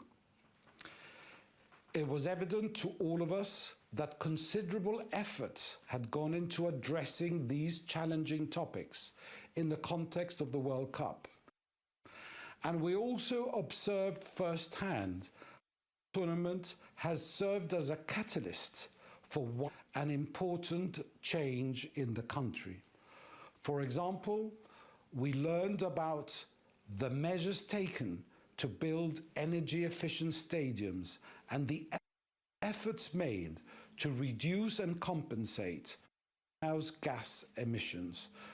We learned about the taken to ensure the tournament is safe to attend for everyone, including alignment between FIFA and the host country on police interventions, and a far-reaching program to ensure the event is accessible for disabled fans. Perhaps of most topical interest, we learned about the programs designed to improve the situation for workers involved in the construction of infrastructure and delivery of services for the World Cup, which have also had a wider impact on labour conditions in Qatar more generally. For example, we learned from our discussions with the head of the ILO office in Doha about these wider changes in labour laws, which have resulted in over 350,000 migrant workers being able to freely change jobs in the past 2 years, and over 280,000 workers benefiting from the introduction of the new minimum wage in Qatar. The significant legislative process related to workers' rights in Qatar that underpin these results have been positively received by the working group and constitute real structural reform which we believe deserves to be acknowledged as positive and meaningful progress, and are a true legacy of hosting the FIFA World Cup in Qatar and an example for the region as a whole. In our report following the visit, we also noted that despite the clear and positive progress which has been made, there are still some mixed views on whether sufficient progress has been achieved in Qatar as a result of the World Cup. There are also different opinions as to the exact responsibility of FIFA in this area. Against this background, it was evident to us that a more comprehensive assessment would need to be conducted after the competition, in particular to assess what FIFA can realistically be expected to achieve in a host country across the whole range of human rights and social responsibility factors. We do acknowledge that there are a number of complex and challenging questions here which deserve further study. With this in mind, the proposal from the Football Federation to conduct a further assessment, including in particular an examination of the question of remedy within the meaning of paragraph 6 of FIFA's own human rights policy and the guiding principles, would therefore fall the remit of our subcommittee. We think there is a clear synergy here with the existing work of our subcommittee, and so we are committed to undertake this work, including a legal assessment, to do it in a transparent manner, and then to produce a public report at the end of it, which will include an analysis of these matters, both in the context of the FIFA World Cup in Qatar and with regard to future tournaments. In this report, we will build on detailed information provided by the FIFA administration, and we will also consult with and involve external experts, given the complexity of the questions being considered. We will also assess recommendations on how tournament legacy funds can become another piece in the wider efforts around remedy in the context of the FIFA World Cup in Qatar and potentially future tournaments. In this respect, I am supportive of the recent statements of the FIFA president, in which he announced that this time round the FIFA Legacy Fund will take a wider and more global dimension, focusing on education projects in developing countries and the creation of a labour excellence hub in partnership with the ILO. Dear friends, let us acknowledge that these are complex and challenging topics that we are addressing. At the same time, there can be little doubt that FIFA's work on these areas has grown increasingly robust over the years, and there is also little doubt that we are starting to have real, tangible impact, perhaps in a manner that few other or business sectors can have, and that is the power of football. The FIFA Subcommittee on Human Rights and Social Responsibility stands ready to advance and support FIFA's work in this and to help ensure that football continues to use its power to make an important contribution in the fields of human rights and the environment. I thank you for your attention and wish you all a successful.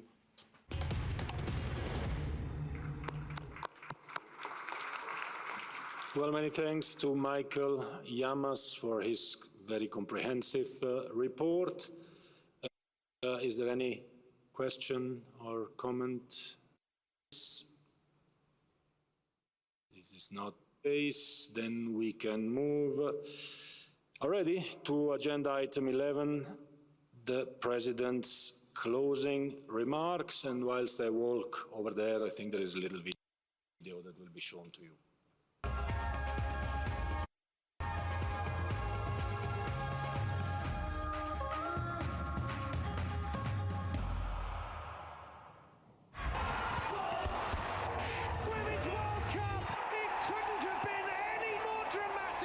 These are the moments. I dream of them. But dreams don't work unless you do.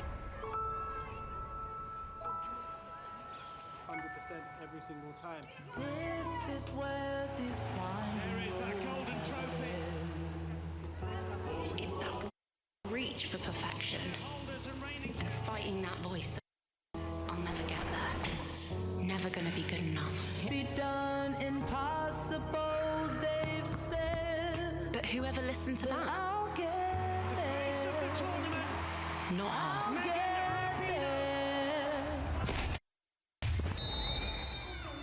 Or her. Let's go. Not. Kneel down, guys. I will stay strong. I'm never giving up. Oh, hit superbly.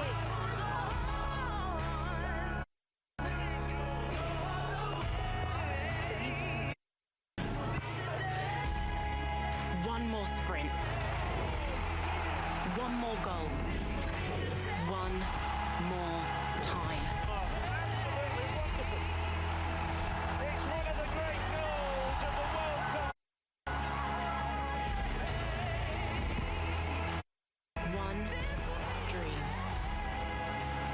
The champions of the world. They are the Golden Girls.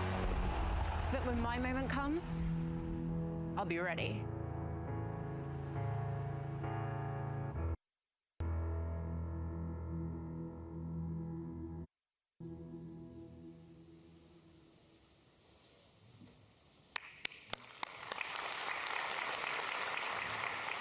Well, a beautiful video showing us what this year is actually about for us. This year for FIFA is the year of women. Is a woman's. As a father of 4 daughters, 4 beautiful daughters, I should add, I know very well how much attention we need to give to women in our lives. And FIFA is no different on that. We all like that the Women's World Cup, New Zealand, be a celebration of football, a celebration of women's football, a celebration of progress, a celebration of equality, a feast for everyone, and that it will not be touched by any other topic. And today, embarking in a historic journey for women's football and for equality. And this will lead us to a path to equal pay. This journey has 3 steps.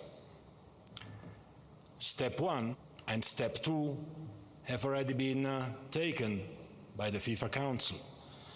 Step 1 being equal conditions and services for all men and women playing at a FIFA World Cup. This will be a reality already for this Cup in 2023. Same conditions as for the World Cup 22 will be for the players and coaching staff in the Women's World Cup 23. Step 2 entails a significant increase in the total prize money envelope for the 23 World Cup. It will be over 3 times more than in 2019, where I was already president, but it will be 10 times more than in 2000, before I became president of FIFA. More. So we move from 15 million in 2015 to 150 million in 2023. And for the first time ever, I to dedicate a specific portion of this payment, which mainly has to go to football development, but a specific portion of that should go, of course, to the players.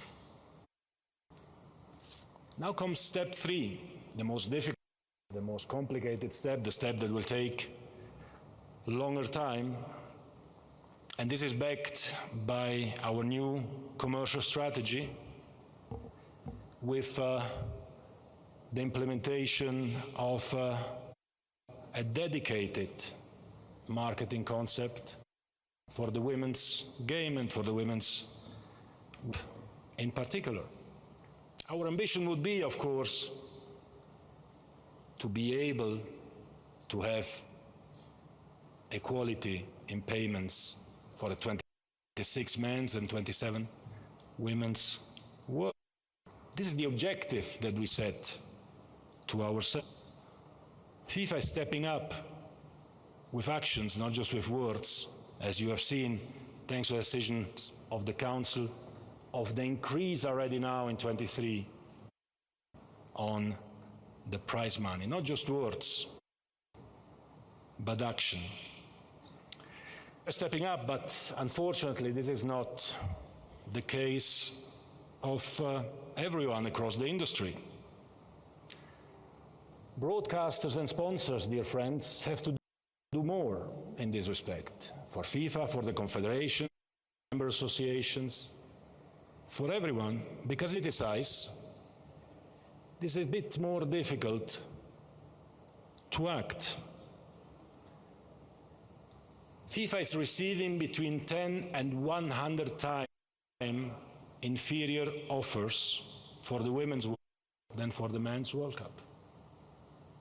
So if often public broadcasters in big countries offer us 100 million or more to broadcast the Men's World Cup, they offer us 1 million or less to broadcast the Women's World Cup. Do you think that is normal? And at the same time, these same public broadcasters who are paid by the taxpayers' money, they criticize FIFA, a bit less the others, for not guaranteeing equal pay to men and women. You pay us 100 times less, whereby your viewing figures are very similar, maybe 20, 25% less for the women than for the men, not 100 times less, 20% less. Well, offer us 20% less, offer us 50%, but not 100% less. Because how can we do it otherwise? And that's why we need all to be on the same side on this fight for equality, for real equality. FIFA will do its part. We've started already. Others to do the same. And the news I have for those broadcasters or sponsors who don't want to offer similar amounts than for the Men's World Cup is simply, well, going to sell women's football and women's prizes. Women deserve much, much more than that. And we are here to fight for them and with them. But we need to fight together to achieve that, because the strategy that we have and our ambitious plan can mean in 26 and 27 we have equal payments for men and for women, whereby all the member associations' revenues are also protected, and that each association who participates in the Men or the Women's World Cup will receive more than what they receive now. Confident that we can achieve that. We are confident that we can help the players, the men and the women, by guaranteeing them clear conditions. We are confident that we can help the member associations, the participating member associations, by guaranteeing them that they can have more than today, be it for the men's or the women's World Cup. And we start this journey now. And my commitment there is to continue working very hard with my 4 daughters and with all the women and in this room and outside of this room, because we defend the exact principles. Thank you very much. This was my closing speech, and I go back there with another video.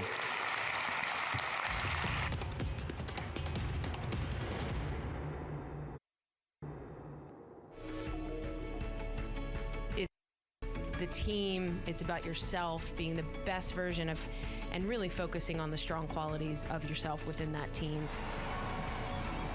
it just helps build dreams for so many young girls. And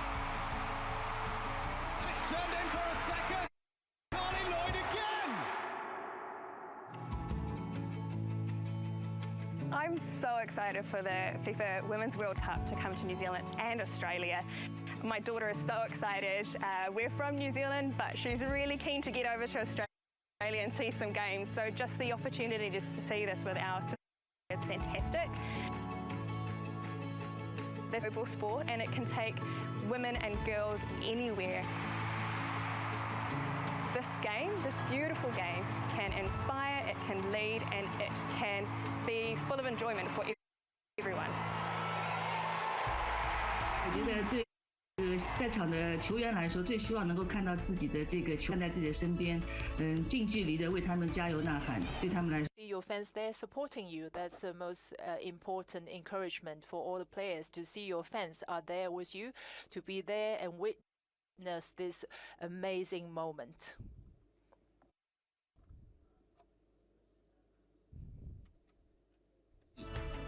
流れだったんじゃないかなと思います。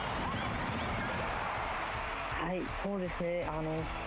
出場国も多いですし、本当に女子サッカーというのは各国さまざまな特徴がはっきりとあるので、予選試合目からどの試合もかなり魅力的な試合が見られると思いますので、ぜひ楽しみにしていてほしいと思います。Für mich beide Weltmeisterschaften. For me, both World Cups were sensational. Over 120,000 fans that you have it for the rest of your life, and they shape you.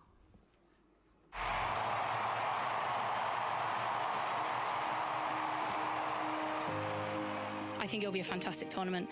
I think it'll break records just as the Euros did, and I think it'll help the women's game to continue to go from strength to strength.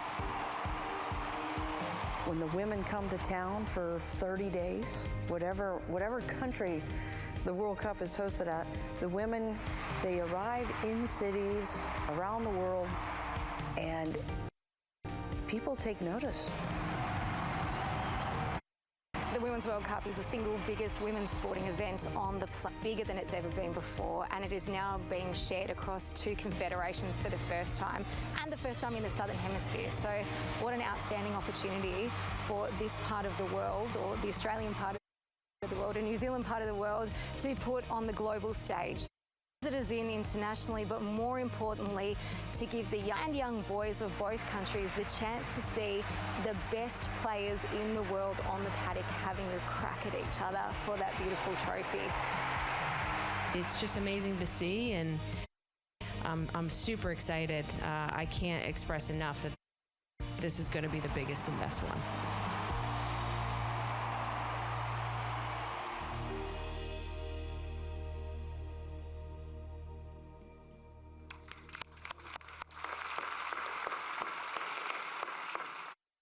Thank you very much. We arrive soon at the conclusion. Agenda item 12 is the next Congress, but before, I would just like you to have another quick look. Do we have it? Because it was not planned. We have it to the best goal of the year.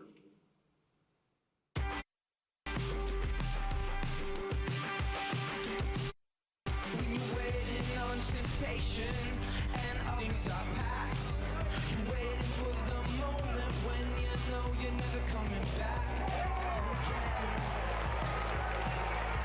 And I can't pretend that's not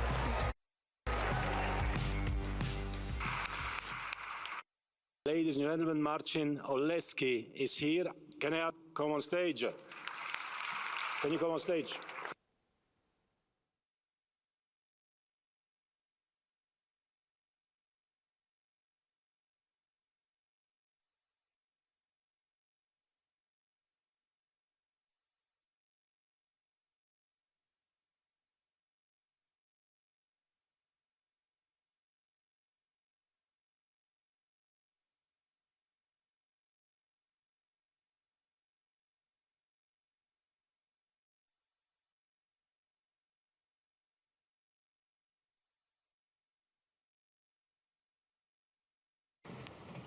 So since this was not planned, we didn't have any gift. I just took my jersey because he deserves much more than that. Today, this afternoon, there is an event of amputee football here in Kigali at 3 p.m., right? And also women's we have to support that, guys. We have to support it, all of us. So please help them. They are a great source of inspiration for all of us. Thank you. Marcin is from Poland. Dziękuję bardzo. Dziękuję również. Keep up the good work. Yes, okay. Thank you. Thank you. Thank you.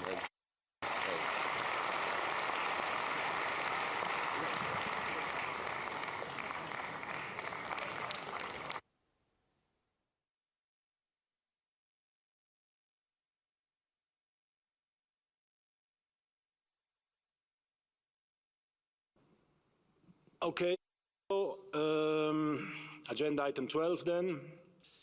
Next Congress will be on the 17th of May 2024, location to be confirmed. In the meantime, you will have a lunch which is served up here, right? Up here, I understand. And the staff will guide through the Congress hall. Okay. To the lunch? To the lunch, yeah. And for those who are still here tonight, pass by the Marriott and we will have a little celebration dinner, hopefully. Thank you very much for coming. Third FIFA Congress is closed. Video. Thank you. Bye-bye.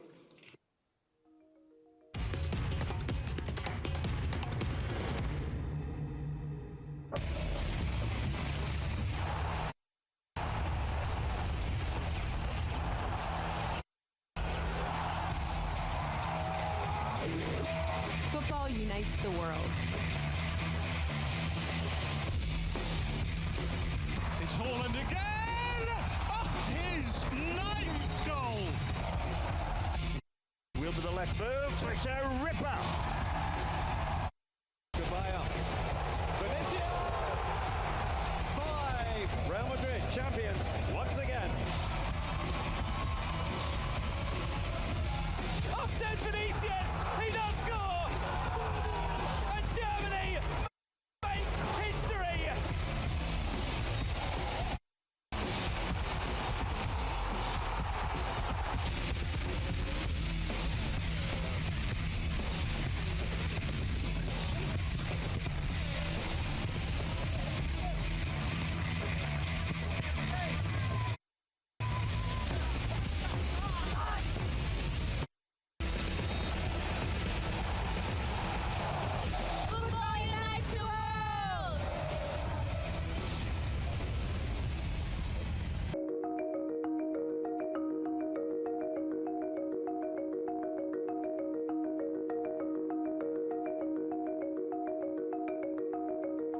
For the next half an hour or so, here to take your questions.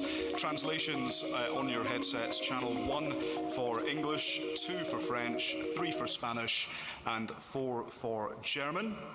With that, I will hand over to the newly re-elected FIFA president for some opening remarks. Gianni. Thank you. Thank you very much, Brian. Hello, everyone. Welcome to everyone, and it's a pleasure to have you all here. Now I'd like to start with some remarks. You remember before the start of the World Cup in Doha, I felt I have to defend the World Cup. Today, after having been re-elected, I feel I have to defend FIFA. And I have a few questions as well for you, actually, because there are a few things which I really don't understand. And unfortunately, because of a few of you, all of you have to listen to another monologue by Gianni Infantino. I hope it will be shorter than the Doha monologue. But I want to say a couple of things. I don't understand, for example, why some of you are so mean. Why? Why? I don't get it. We work hard, I work hard, the whole FIFA team works hard. We don't steal, We don't profit. Maybe I don't speak so much to the media, but that's how I am. And anyway, it's much better you write about football and not football administrators. That's my philosophy, at least. Maybe we don't leak any more secret information or what have you to the media. I don't know. And that's why we need to be criticized. But we feel that's the right way to do. We intervene, we speak, I speak when there is something to say, when we do something, when we propose something. But for the rest, we have to let football to their protagonists. The FIFA president is not a protagonist of football, it's the players, it's the coaches, it's those who have fans all over the world. And we are part of those who have to protect the fans.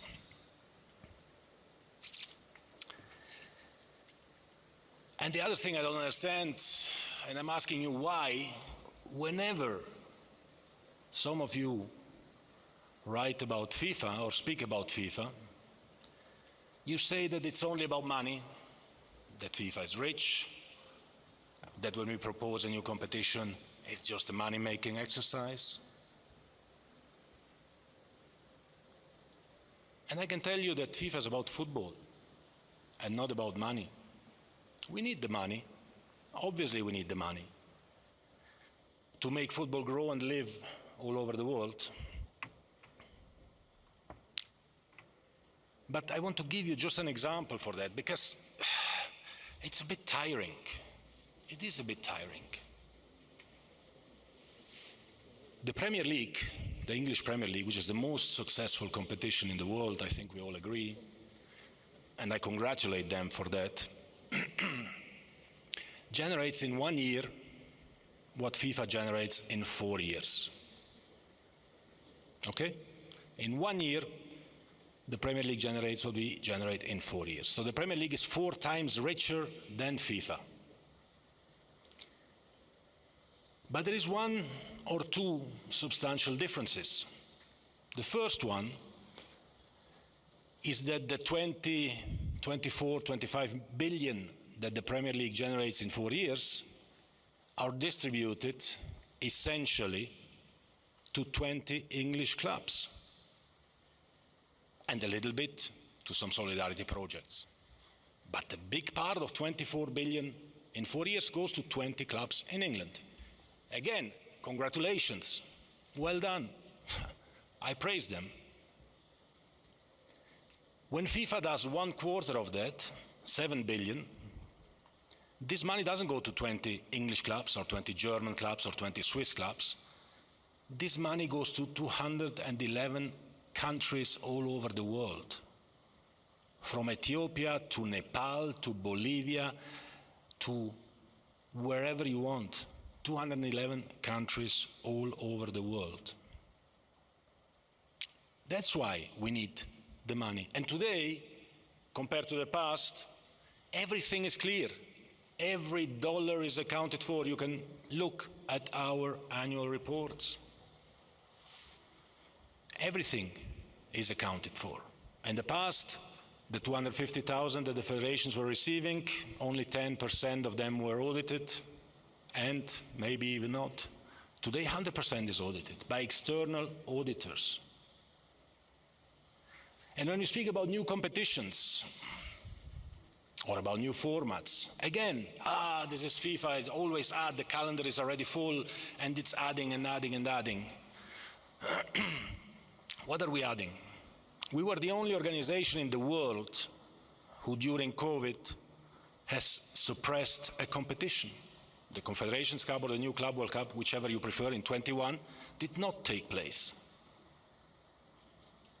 Everyone else has played their own competitions until the end. In one way or another, we suppressed one because we're in a very good, thanks God, and thanks to the work, stable situation. But to come back to the Premier League example, in order to generate its 7 billion a year, the Premier League clubs play 380 matches, right? a year. 380. Each single club plays 38 in the Premier League, plus Carabao Cup, plus FA Cup, plus replays, 50 games a year, more or less. 50 games every year. When we add a new competition, a new Club World Cup, this corresponds to 50 games, 60 games. It's 10 games, 15 games a year. It's 1 game per year for each club. 1 game per year. The World Cup that we have, on average, each country that participates, because those that don't participate, they don't play. So Egypt, with Mohamed Salah, didn't participate, they didn't play. But the other countries, they play 4 games on average in the World Cup. The winners 7, now 8. 4 games on average means 1 game per year, per country, with which we finance global football. I don't know. Tell me why. Why, when the Italian league decides that from now on a new Super Cup is played with 4 teams in Saudi Arabia, fantastic, I congratulate them. The Spanish do the same, great, more revenues for Italian football, for Spanish football, perfect. Why nobody reacts? These are more games for the same teams who play already many games, whereas we want to bring games to teams who do not play sufficient games. And that's why I don't understand why there is always this rich FIFA attack coming all the time. Somebody was telling me that FIFA are or is the Robin Hood of football. Well, maybe a little bit, but with the difference that we are not stealing from the rich to give to the poor. We are commercializing, and we give to the rich as well, but we give to the poor also to make them grow a little bit. And in addition to that come the personal attacks, because you attack FIFA, you attack the FIFA president in order to attack FIFA. Again, why? I'll give you one example. In the press conference in Doha, before the start of the World Cup, I said at some stage that I knew how it felt to be discriminated because I'm son of immigrants, and because I saw with my eyes what happened in the borders with passports, medical checks, accommodation, and so on. But some of you, instead of reporting this, they prefer to say that I know what is discrimination because I've red hairs and freckles, which is something I said en passant. And go and listen again to this interview to see what I said. You don't need to like me. You don't need to love me. You can criticize me, of course, and there are opinion articles for that, but please, please, please remain a bit factual.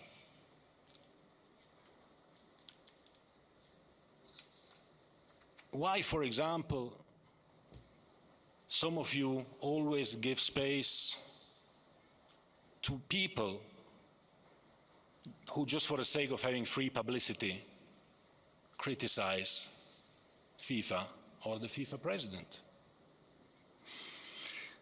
Some of these people were convicted in the past by many things.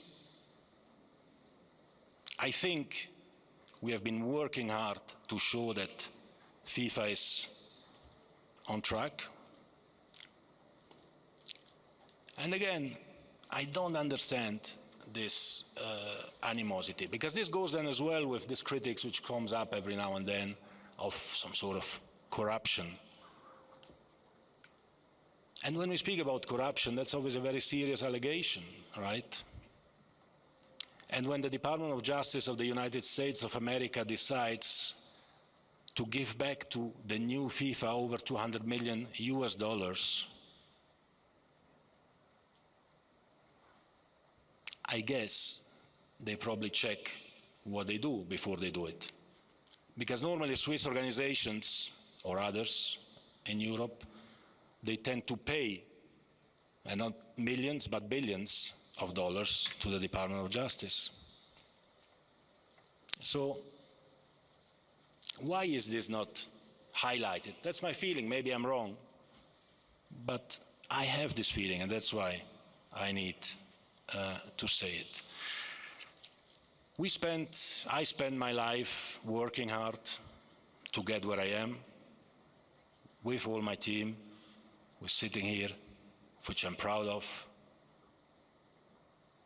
Today, I was re-elected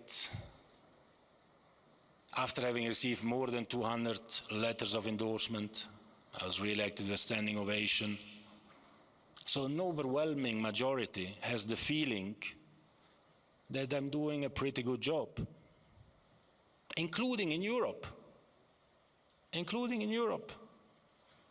But yet when I read articles, well, I don't read them, but I'm told. You shouldn't tell me what they write, you see.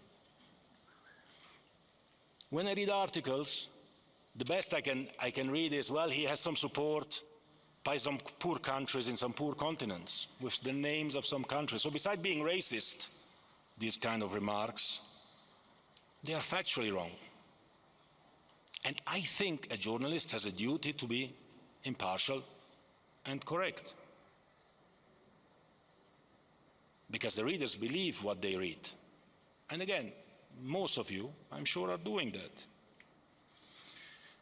So 200 more countries believe that we've done a good job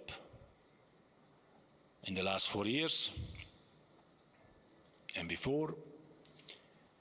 And the same 200 plus countries believe that we will do a good job as well in the next 4 years, based on the plans that were presented and that were approved unanimously at the FIFA Council after discussing it with all the stakeholders.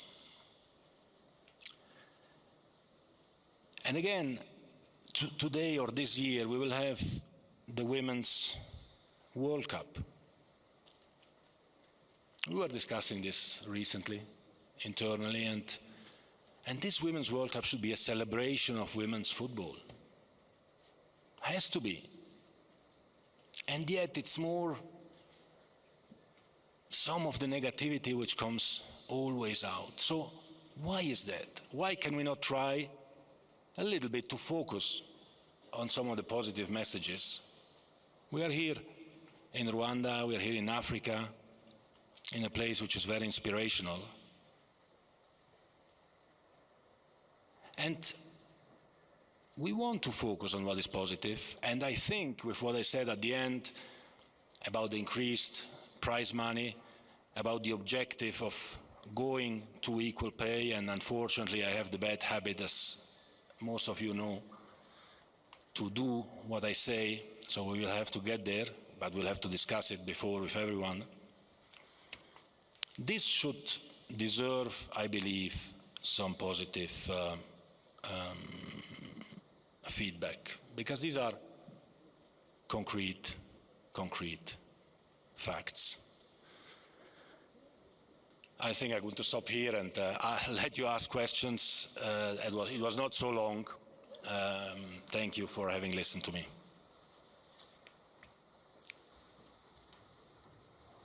Thank you very much, Gianni. Thank you very much for just moving a few chairs here. Okay, if we could have some hands raised, please, to take some of your questions.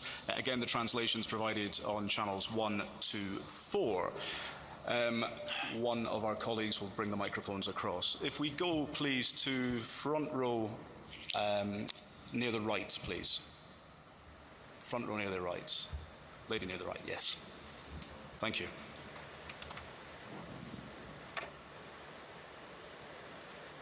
Congratulations, Mr. President. My name is Annette Mugabo. I'm a sports journalist at Radio TV10 here in Rwanda. My question, you say that you love African football. What are your hopes for African football in next 5 years to 10 years? Thank you so very much. Thank you for the question. Yes, I love African football. I love football generally, but I really feel that in Africa there is an incredible talent. And Arsene Wenger's talent development scheme that he presented today will focus on those countries who don't have the possibilities, like the bigger countries, maybe in Europe or North or South America, to give more talents more chances. So by giving more talents more chances, and by increasing the participation of African teams, we almost double, or we basically double the participation of African teams for men's and women's World Cups in 26 and 23 for the women. We believe, and I believe, that we will soon have some very good results at the top level. The youth competitions being played every year will also help in this direction, because what happens today, for example, in Africa, is that the teams, whereas in Europe, the European Championship is played every year at youth level, under 17.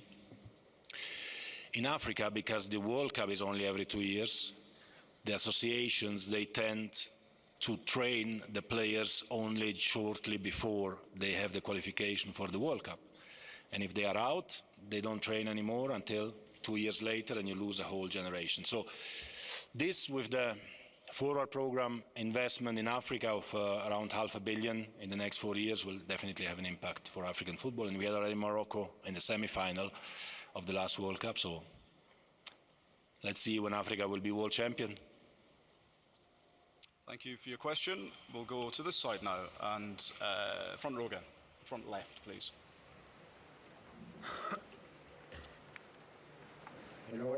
José Félix Díaz de Marca.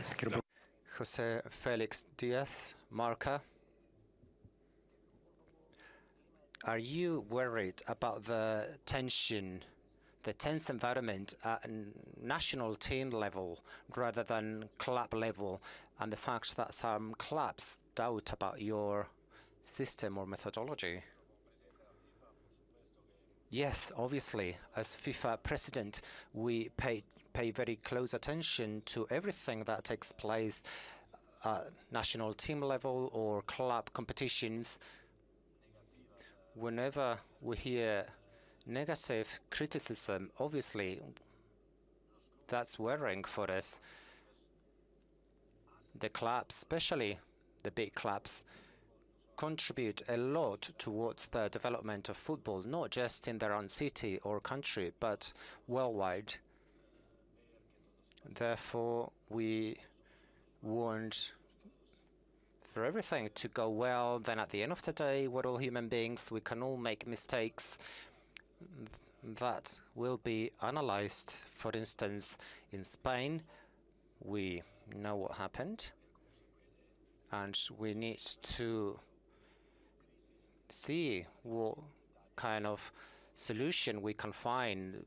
We've seen crises in many different countries, also in Italy.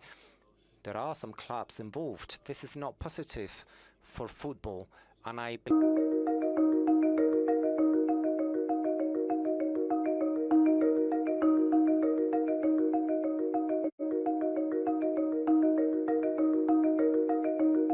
that we should all try to provide a positive boost for the football worldwide. I think that instead of this animosity, we need to try and find solutions. Gracias. Over here, third row, please.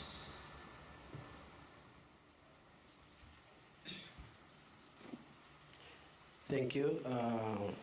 My question is, what should we, African football and Rwanda in particular, expect as you begin your new term as FIFA president? And what do you think about having more representatives in the World Cup for Africa? Thank you so much. Yes, thank you.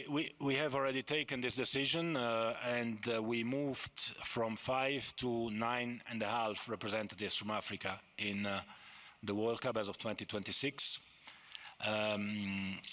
For the women's game as well, we increased the participation. And for youth competitions, which is also very important, we are going to double the number of teams, including the number of African teams, obviously, for the boys, and we are going to increase the number of women's teams as well. So more inclusivity, more participation. I think that's what the world needs. Thank you. Second row, Tarek, on the right. Hi, Gianni. Just on the Women's World Cup, actually. You announced that the prize money today, just from a technical point, is that 110 million in prize money, Yep. 40 million in preparation? Is that the 150?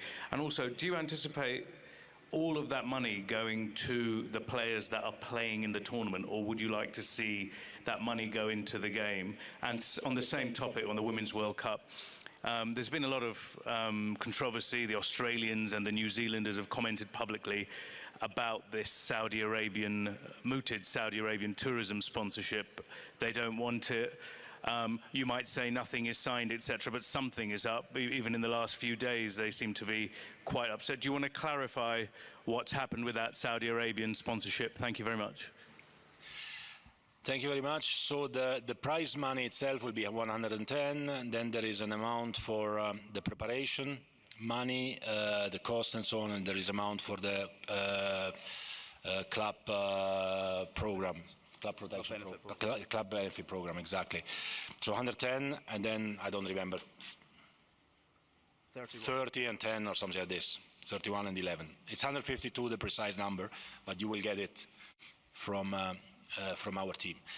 What we want to do as well, but we have not decided that, we have just been discussing it internally, is to allocate a part of it, one part of it to the players, and one part of it to the federation for investment in youth football, boys and girls, right? So all this will be elaborated in the next few weeks, will be discussed internally, and will be then part of a regulation. But we feel that when you speak about maybe prize money, we have to change. Since you are a great English speaker, maybe you can give us a better name, because prize money could be a bit misleading, right? Because a part of that has to go to the players. That could be the prize money, so to say, for the participant players. But another part as well is obviously there to develop football in that country as well. So we need to divide that. On the visit Saudi question, well, thanks for the question. I can clarify that of course there were discussions with Visit Saudi and so on. At the end, this discussion didn't lead into a contract. So there was, how do you say, a storm in a water glass. Do you say that in English? In German you say storm in a teacup. Yeah. In German you say in a water glass. You see in English you say in a teacup. Because you're more sophisticated in England. But having said that, let me say one more thing. FIFA is an organization of 211 countries. I said it in my speech, I think as well. For us, they are all the same. They are all the same. There wouldn't be anything bad, and there is anything bad, in making sponsorships from Saudi Arabia, from China, from the United States of America, from Brazil, or from India, as far as we are concerned. In addition to that, FIFA is a global organization. Now, I understand when it comes, for example, to Australia, that Australia has trade with Saudi Arabia of, I don't know, $1.5 billion a year between Australia and Saudi Arabia. This doesn't seem to be a problem or an issue between Australian companies and Saudi companies, between a global organization like FIFA and the Saudi organization like Visit Saudi. This would have been an issue. There is something I don't understand. There is a double standard here which I really don't understand. But there is no issue. There is no issue. There is no contract. There are discussions, and of course we want to see how we can involve Saudi sponsors in women's football generally, how we can involve Saudi sponsors in men's football, how we can involve Qatari sponsors in women's football and men's football, and all other sponsors from all over the world. Thanks, Tarek. Just behind Tarek, on the right still. Thank you. Boa tarde, Martim Fernandes da Globo Brasil. Presidente, semana tras semana, Vinícius Júniores. President, week after week, we see how Vinicius is receiving insults in Spain, racist insults, and we see that nothing's happening with those who are attacking Vinicius. What's happening with this war? What else can FIFA do as regards this racist issue? For instance, disqualification from competitions, etc. What could FIFA do about this?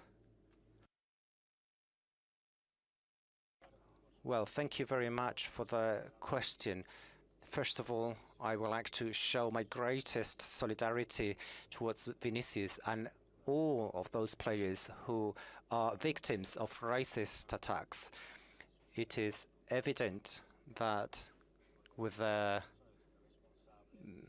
solidarity system that we have in football, every provider is responsible of all the incidents that take place in their competitions. Having said this, in FIFA, and we did so during the World Cup, we have at the disposal of the players, if they ask for it, a monitoring mechanism of the social media in order to get rid of those negative narrative and insults. It worked very well during the World Cup, and it's a key step.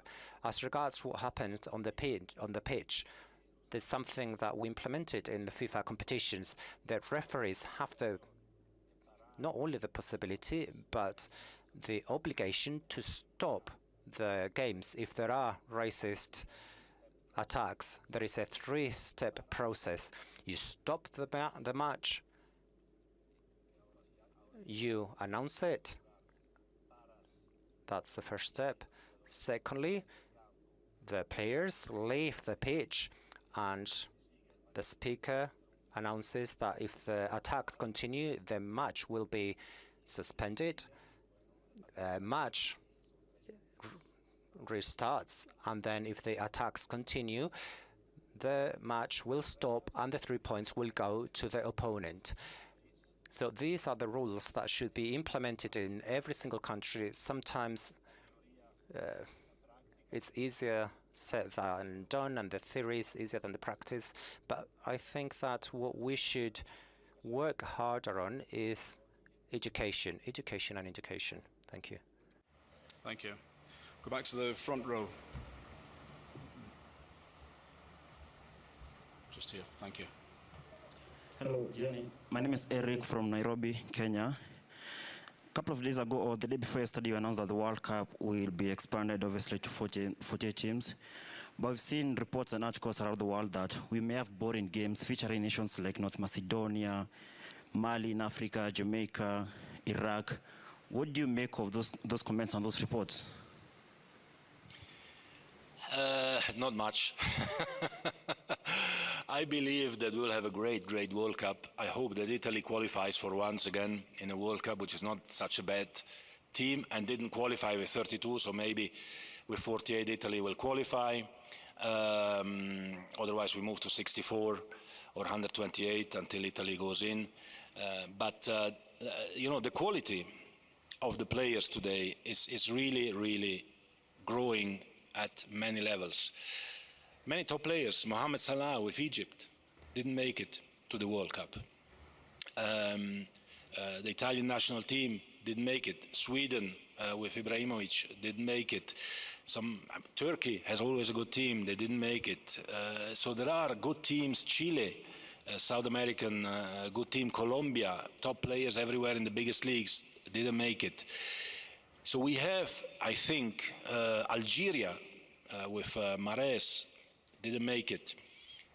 So there are some very good teams, I think, all over the world which have the quality to play in a World Cup and to perform very well. We've seen it at this particular World Cup as well, where Japan has been beating Germany and so on and so forth. So we see some surprise results, which are not so surprising because the quality of the players is very high. So I'm sure that more teams means more celebration and more quality as well. Okay, second row, Matt, blue shirt.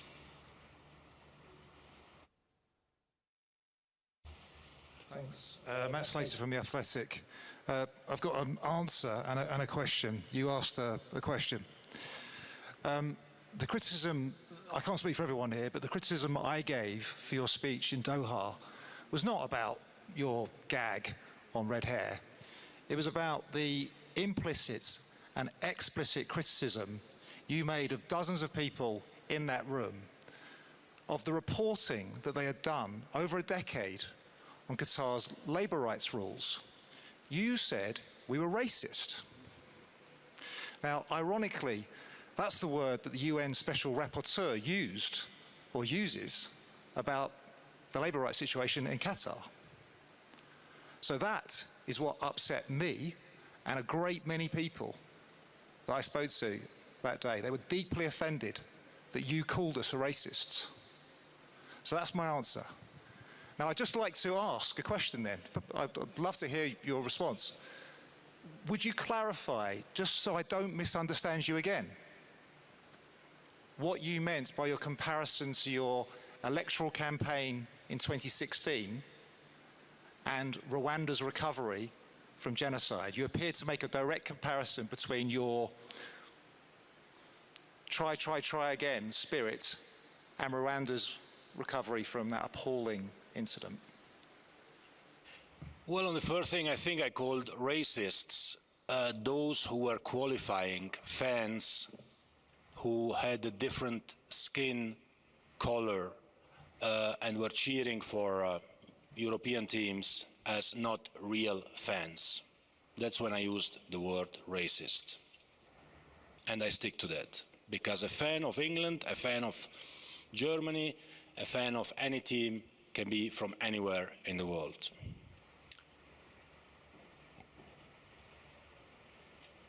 On your question,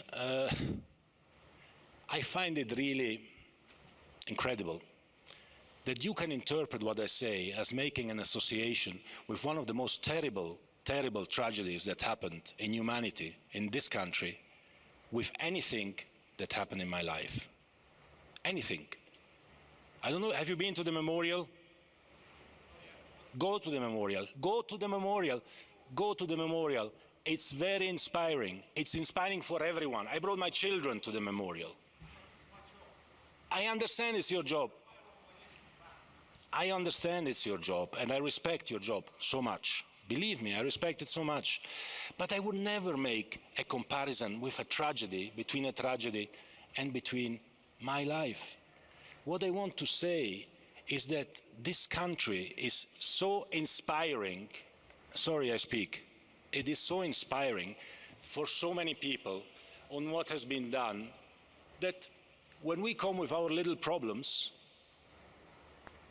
sometimes, we should just, be a bit more humble about things. That's all that I said. That's all that I said. Yeah, you can shake head. Doesn't change. Okay, thanks, Matt. Question over on the right, lady in the black and white. Just beyond the camera. Yeah, just beyond the camera. Yes. Congratulations, Mr. President. I'm called Grace Lynn Zimbabazi from Uganda, and I work for NBS Sport. You talked about the focus for the 4 years is women football, and you talked about equality and equal pay, but there is actually representation of women, especially when it comes to the technical aspect, administration, and as well as you know, let's say on your committee, how willing are you to see that changes? Yes, thank you very much for the question. I think this is another area where this country can give lessons to the world and to FIFA as well, where you have more women in the parliament, more women ministers, if I understand well as well. And of course, we have much more to do in that area. We tried also there to improve a little bit. We have 6 women in the FIFA Council. We have a woman Secretary General of FIFA. We have a couple of women in the Management Board of FIFA. But football is still very much of a man's sport, and I think, and I hope, and I believe that boosting and developing women's football will help to go in that direction.